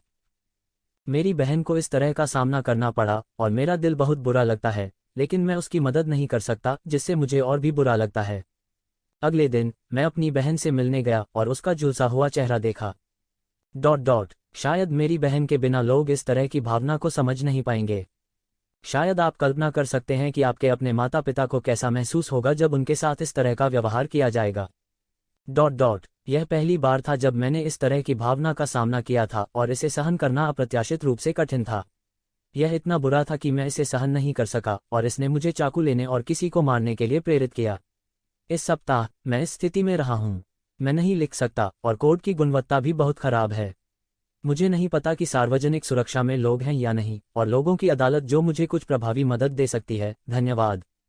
कल से मैं तीसरा अपडेट शुरू करूंगा और धीरे धीरे मैं पहले से जो बकाया है उसे पूरा करूंगा। पिछले टूटे हुए अपडेट के लिए कृपया मुझे क्षमा करें, मैं इसकी भरपाई करने की पूरी कोशिश करूंगा। पूरी सुबह बिताने के बाद युनचे ने फीनिक्स कबीले के खूनी अभिशाप को पूरी तरह से जला दिया। फिर उसने लैन शुएरू को विदाई दी और जायंट स्नो ईगल पर निकल गया। फीनिक्स कबीले के सभी सदस्य उन्हें विदा करने के लिए बाहर आए। उन्होंने आकाश की ओर देखा और तब तक नहीं चले जब तक कि उनकी आकृतियां दृष्टि से पूरी तरह से ओझल नहीं हो गईं। पिताजी, क्या बिग ब्रदर युनचे को वास्तव में फीनिक्स भगवान ने हमें बचाने के लिए भेजा था? फैंग ज़ुएर ने अनिच्छा से आकाश की ओर देखा और मासूमियत से पूछा। फैंग बाइचुआन ने अपने बेटे के सिर को रगड़ा और धीरे से सिर हिलाया। हाँ, उस समय हमारे पूर्वजों ने बहुत बड़ी गलती की थी। इतने वर्षों के प्रायश्चित और पश्चाताप के बाद फीनिक्स भगवान ने आखिरकार हमें माफ कर दिया। हालांकि मुझे एक अजीब सा एहसास है कि शायद एक दिन हम उसे फिर से देखेंगे। वास्तव में फैंग ज़ू एर और फैंग जियान एर की आंखें चमक उठी, उनके चेहरे उम्मीद से भरे हुए थे। निश्चित रूप से, फैंग बाइचुआन मुस्कुराया। खूनी श्राप के बिना उनकी गहन शक्ति अब प्रतिबंधित नहीं थी और उनके माथे पर फीनिक्स की छाप किसी भी समय छिपी हो सकती थी। इस प्रकार उनकी अगली पीढ़ी को इन गहरे पहाड़ों और खतरनाक मैदानों में छिपने की आवश्यकता नहीं थी। हालांकि जब हम उसे फिर से देखते हैं तो शायद जिस स्तर पर वह खड़ा है वह पहले से ही उस ऊंचाई पर होगा जिसे हर कोई देख सकता है। तो ज़ू एर जियान एर, यदि आप वास्तव में उसे फिर से देखना चाहते हैं तो आपको कठिन साधना शुरू करनी होगी। अभी हमारे पास उसकी दया का बदला चुकाने की योग्यता नहीं है, लेकिन जब आप बड़े हो जाते हैं और आपके पास पर्याप्त शक्ति होती है तो आप इस जगह को छोड़ सकते हैं और उसके सहायक बन सकते हैं। भले ही यह मदद की थोड़ी सी राशि ही क्यों न हो, फिर भी यह काफ़ी होगी हमारे कबीले को कृतज्ञ महसूस कराने के लिए। उद्धरण चिन्ह। हाँ, फैंग ज़ू एर और फैंग जियान एर ने दृढ़ता से सिर हिलाया। उनके युवा चेहरे दृढ़ संकल्प से भरे हुए थे। यहाँ से ब्लू विंड इंपीरियल सिटी पहुँचने में कितना समय लगेगा? लिटिल स्नो की गति से यदि हम दिन में 14 घंटे उड़ते हैं तो हम लगभग 10 दिनों में वहां पहुंच सकते हैं। Blue wind imperial city, blue wind empire का देश। जब वह फ्लोटिंग क्लाउड सिटी में रहता था तो युनचे ने कभी नहीं सोचा था कि वह एक दिन ब्लू विंड इंपीरियल सिटी में कदम रखेगा। ब्लू विंड एम्पायर के देश के रूप में ब्लू विंड एम्पायर का धन, अधिकार और जुआनली स्तर निस्संदेह साम्राज्य के चरम पर था। एक साधारण शहर में एक धनी व्यक्ति, एक शक्तिशाली व्यक्ति या एक विशेषज्ञ जो जनता को नीचा दिखा सकता है, अधिक से अधिक ऊपरी मध्य में होगा। आकाश धीरे धीरे काला हो गया। लंबे समय तक उड़ान भरने के बाद विशालकाय स्नो ईगल को आखिरकार एक ऐसा शहर मिला जो बहुत बड़ा नहीं था और उतरा। नमस्कार दुकानदार, क्या आप 10,000 मील साउंड ट्रांसमिशन टेलिस्मैन बेचते हैं? लैन शुएरुओ ने शहर के सबसे बड़े स्टोर में प्रवेश करने के बाद विनम्रता से पूछा। 10,000 मील ध्वनि संचरण तावीज़। लैन शुएरुओ की बातों से दुकानदार हैरान रह गया। भले ही उसके सामने लैन शुएरुओ ने साधारण कपड़े पहने हुए थे, लेकिन उसकी हड्डियों में छिपी महान आभा को छुपाना मुश्किल था। यह कहते हुए कि उसका रूप बेहद सुंदर था और उसने 10,000 माइल साउंड ट्रांसमिशन टेलिस्मैन का भी इस्तेमाल किया। जिस क्षण उसने अपना मुंह खोला, दुकानदार ने लापरवाही करने की हिम्मत नहीं की और सावधानी से कहा, मिस, हमारी तरह एक छोटी सी दुकान नहीं है, एक भी नहीं है जो यात्रा कर सके 1000 मील, अकेले 10,000 मील ध्वनि संचरण तावीज़। मैंने अपने जीवन में 10,000 मील की ध्वनि संचारित करने वाला तावीज़ कभी नहीं देखा है। हालांकि मेरे पास कुछ ऐसे हैं जो 100 मील की यात्रा कर सकते हैं। क्या आप देख सकते हैं कि क्या आप उनका उपयोग कर सकते हैं? उद्धरण चिन्ह ... कोई ज़रूरत नहीं है, आपको परेशान करने के लिए क्षमा करें। लैन शुएरुओ ने निराशा से अपना सिर हिलाया। वह इंपीरियल सिटी को ध्वनि प्रसारण भेजना चाहती थी, लेकिन 100 माइल साउंड ट्रांसमिशन टेलिस्मैन बहुत दूर था। दुकानदार, क्या पास में कोई सराय है? युनचे ने पूछा। हाँ, दुकानदार ने सिर हिलाया और दाहिनी ओर इशारा किया। वहाँ उत्तर में सिर्फ एक गली में एक सराय है, इस शहर में एकमात्र भी है। उद्धरण चिन्ह। युनचे ने सिर हिलाया और लैन शुएरुओ से कहा, सीनियर सिस्टर, चलो इस सराय में कुछ देर रुकते हैं। लिटिल स्नो को भी आराम करने की जरूरत है। थोड़ी देर चलने के बाद युनचे और लैन शुएरुओ को इस शहर में एकमात्र सराय मिली। पहले ही देर हो चुकी थी और सराय शांत थी। मंद रोशनी में अंदर जाते हुए सामने की मेज पर केवल दुकानदार को झपकी आ रही थी। जब उसने कदमों की आहट सुनी तो उसने तुरंत अपनी आंखें खोलीं। यूचे लैन शुएरुओ से एक कदम आगे थे। वह सामने की मेज पर गया, अपनी बाहों को पार किया और पूरी गंभीरता से कहा, दुकानदार, कृपया हमारे लिए 2 अतिथि कक्ष तैयार करें। सराय के दुकानदार ने जम्हाई ली। जैसे ही वह बोलने के लिए अपना मुंह खोलने वाला था, उसकी आंखों के कोने में अचानक एक बैंगनी रोशनी चमक उठी। उसकी आंखें तुरंत गाय की आंखों के आकार की हो गईं, क्योंकि यूचे के दाहिने हाथ की तर्जनी, जो उसकी छाती के सामने आड़ी थी, लंबवत उठी हुई थी और उसकी मध्य और अनामिका के बीच स्पष्ट रूप से एक बैंगनी रोशनी से घिरी हुई थी। बैंगनी गहरा सिक्का। दुकानदार की तंद्रा क्षण भर में गायब हो गई, यहां तक उसकी लार भी लगभग निकल गई। आधा जीवन इस सराय को चलाने के बाद भी उन्हें कुछ कैसे समझ में नहीं आया। उन्होंने तुरंत एक परेशान अभिव्यक्ति की और कहा, 2 सम्मानित अतिथि, मुझे वास्तव में खेद है, इस छोटी सी सराय में केवल एक अतिथि कक्ष बचा है। केवल एक। यूचे ने अपना सिर घुमाया और लैन शुएरुओ से कहा, सीनियर सिस्टर, हम दूसरी सराय क्यों नहीं ढूंढ लेते? दुकानदार ने तुरंत सख्त लहजे में कहा, 2 सम्मानित मेहमान, मैं आपको डराने की कोशिश नहीं कर रहा हूं, लेकिन इस छोटे से शहर में हम एकमात्र सराय हैं। इसके अलावा एक बार जब आप इस छोटे से शहर को छोड़ दें तो इसके बारे में सोचना भी मत। 200 किलोमीटर के दायरे में रहने की जगह ढूंढना। आमतौर पर यह जगह इस समय भरी रहती है। आप भाग्यशाली हैं कि आज भी आपके पास एक कमरा है। इसके अलावा ये 2 सम्मानित अतिथि एक प्रतिभाशाली पुरुष और एक खूबसूरत महिला हैं, जो स्वर्ग में बना एक आदर्श जोड़ा है। इसके अलावा वे आधी रात में एक साथ चल रहे हैं, एक नज़र और आप कह सकते हैं कि वे एक प्यारी जोड़ी हैं। क्या एक कमरा सही नहीं है? हमारे पास 2 कमरे क्यों होने चाहिए? उद्धरण चिन्ह। लैन शुएरुओ को देखते हुए यूचे की एक परेशान अभिव्यक्ति थी, वरिष्ठ बहन, हम सिर्फ एक कमरे के साथ क्यों नहीं करते? इसके अलावा और कोई रास्ता नजर नहीं आता। उद्धरण चिन्ह। एक अकेला आदमी और एक अकेली औरत एक कमरे में। उसके दिमाग में अचानक कौंधने वाले दृश्य ने लैन शुएरुओ के दिल की धड़कन को बेवजह तेज कर दिया।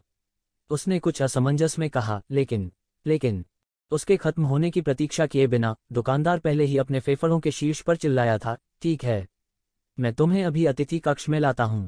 भले ही हमारी सराय छोटी है, हम गारंटी देते हैं कि यह साफ और आरामदायक होगी। आपकी संतुष्टि के लिए कृपया इस तरह। लैन शुएरुओ के शब्दों को तुरंत रोक दिया गया। उसने अपने होठों को चबाया, सोचा कि दुकानदार ने अभी क्या कहा है, और केवल अनुपालन कर सकती थी। यूचे की आंखों की गहराइयों में एक मुस्कान तैर गई। पिंकी की एक हल्की झिलमिलाहट के साथ वह बैंगनी गहरा सिक्का चुपचाप दुकानदार के हाथ में उछल गया।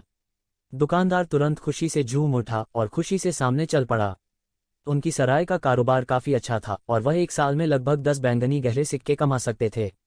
यूचे के इस एक कदम के साथ यह उसकी पूरे महीने की शुद्ध आय थी। उसने पहले भी उदार लोगों को देखा था, लेकिन उसने अपने पूरे जीवन में पहली बार किसी को इतना उदार देखा था। वह उन्हें सम्मानपूर्वक उनके कमरे में ले आया और जब वे चले गए तो उन्होंने विशेष रूप से उन्हें दरवाजा बंद करने में मदद की। फिर उसने अपने दिल में आह भरी, यह लड़की वास्तव में बहुत सुंदर है। यह युवक भी धनी और दबंग है। मुझे आश्चर्य है कि किस बड़े परिवार के पुरुष और महिला दर्शनीय स्थलों की यात्रा के लिए निकले। अतिथि कक्ष को बड़ा नहीं माना जा सकता था, लेकिन फिर भी इसे स्वच्छ और सुरुचिपूर्ण माना जा सकता था। अंदर की साज सज्जा बहुत साधारण थी, लेकिन बिस्तर इतना बड़ा था कि उसमें 2 लोग बिना किसी समस्या के आ सकते थे। विशाल स्नो ईगल की पीठ पर दिन भर हवा चलने के बाद वे दोनों पहले ही थक चुके थे। लैन शुएरुओ के कमरे में आने के बाद उसका दिल हिरण की तरह धड़क रहा था। उसकी सतर्क अभिव्यक्ति में घबराहट का संकेत था और उसने अपना सामान्य उदार और शांत रवैया पूरी तरह खो दिया। उसके सुरुचिपूर्ण गालों में अभी भी सुबह की चमक के समान हल्का सा निखार था, जिससे वह अपनी सामान्य कुलीन और सुरुचिपूर्ण उपस्थिति को थोड़ा खो देती थी और एक युवा लड़की का रूप धारण कर लेती थी जो पुरुषों को मदहोश कर सकती थी। यूचे ने मुस्कुराते हुए कहा, सीनियर सिस्टर, आप बहुत थक गई होंगी। बिस्तर पर जाओ और पहले आराम करो। फिर तुम। लैन शुएरुओ ने शांत होने का नाटक किया, लेकिन उसके दिल ने धड़कना बंद नहीं किया, चाहे उसने कितनी भी कोशिश की हो। वह सोच नहीं सकता था। सोच रहा था, बेशक मैं फर्श पर सोने जा रहा हूं। मैं एक आदमी हूं, मैं बड़ी बहन को फर्श पर कैसे सोने दे सकता हूं? यूचे का चेहरा एक हानिरहित, कोमल और मिलनसार मुस्कान से भरा हुआ था। बोलने के बाद वह पहले ही बिस्तर के विपरीत कोने में चला गया था, बर्फ से ठंडे फर्श पर बैठ गया, दीवार के खिलाफ अपनी पीठ टिका दी और कहा, बड़ी बहन शांति से सो सकती है, मैं यहाँ सीनियर सिस्टर की सुरक्षा के लिए रहूंगा। लैन शुएरुओ के दिल में घबराहट और बेचैनी गायब हो गई और इसकी जगह एक गर्म धारा ने ले ली जो उसके दिल में बहने लगी। उनके चेहरे पर मुस्कान ठीक वैसी ही थी जैसी उस वक्त हुई थी जब वे आसमान से गिरे थे और भारी चोटों के साथ जमीन पर गिरे थे। उसने उसे देखने के लिए एक कोमल नज़र का इस्तेमाल किया। यह पहली बार था जब उसने उसका सामना किया और यह उसके पूरे जीवन में भी पहली बार था कि उसके दिल में एक अवर्णनीय धड़कन महसूस हुई। यहाँ का फर्श लकड़ी का नहीं बल्कि बर्फ जैसे ठंडे साधारण पत्थर का बना था। यहाँ तक अगर कोई फर्श पर एक तकिया के रूप में एक कंबल को पकड़ता है तो थोड़ी देर के बाद एक हड्डी भेदी ठंडक फैल जाएगी। लैन शुएरुओ ने अपना सिर हिलाया और कहा, नहीं, फर्श इतना ठंडा है, हम कैसे सो सकते हैं? तुम्हारे शरीर पर लगी चोटें अभी ठीक हुई हैं। तुम बिस्तर पर सो जाओ, मैं फर्श पर सो जाऊंगा। उद्धरण चिन्ह। लैन शुएरुओ के शब्दों ने यूचे को चौंका दिया और फिर उसने अतुलनीय दृढ़ संकल्प के साथ अपना सिर हिलाया। नहीं नहीं, बिल्कुल नहीं, मैं एक आदमी हूँ, मैं वरिष्ठ बहन को फर्श पर सोने कैसे दे सकता हूँ? इससे कोई फर्क नहीं पड़ता, मुझे अक्सर अतीत में फर्श पर सोने का अनुभव होता था, इसलिए यह अलग है। यूनचे का चेहरा अभी भी दृढ़ संकल्प से भरा हुआ था। इसका इससे कोई लेना देना नहीं है कि बड़ी बहन कहाँ सोना पसंद करती है। यह मामला हम पुरुषों की गरिमा से जुड़ा है। मैं खुद को बिस्तर पर सोने और एक महिला को फर्श पर सोने देने के बजाय बेहतर होगा कि मेरी बड़ी बहन तलवार से वार कर मुझे मार डाले। उद्धरण चिन्ह। जैसे ही उसने ये शब्द कहे, यूचे ने अपने दिल में बुदबुदाया, हम ये शब्द इतने जाने पहचाने क्यों लगते हैं? मुझे ऐसा लगता है जैसे मैंने ये शब्द पहले किसी और महिला से कहे हैं। पफ। यूचे के जिद्दी रूप ने एक आदमी की गरिमा चिल्लाते हुए चुपचाप लैन शुएरुओ के दिल में एक निश्चित गर्माहट पैदा कर दी और वह हंसी के बिना नहीं रह सकी।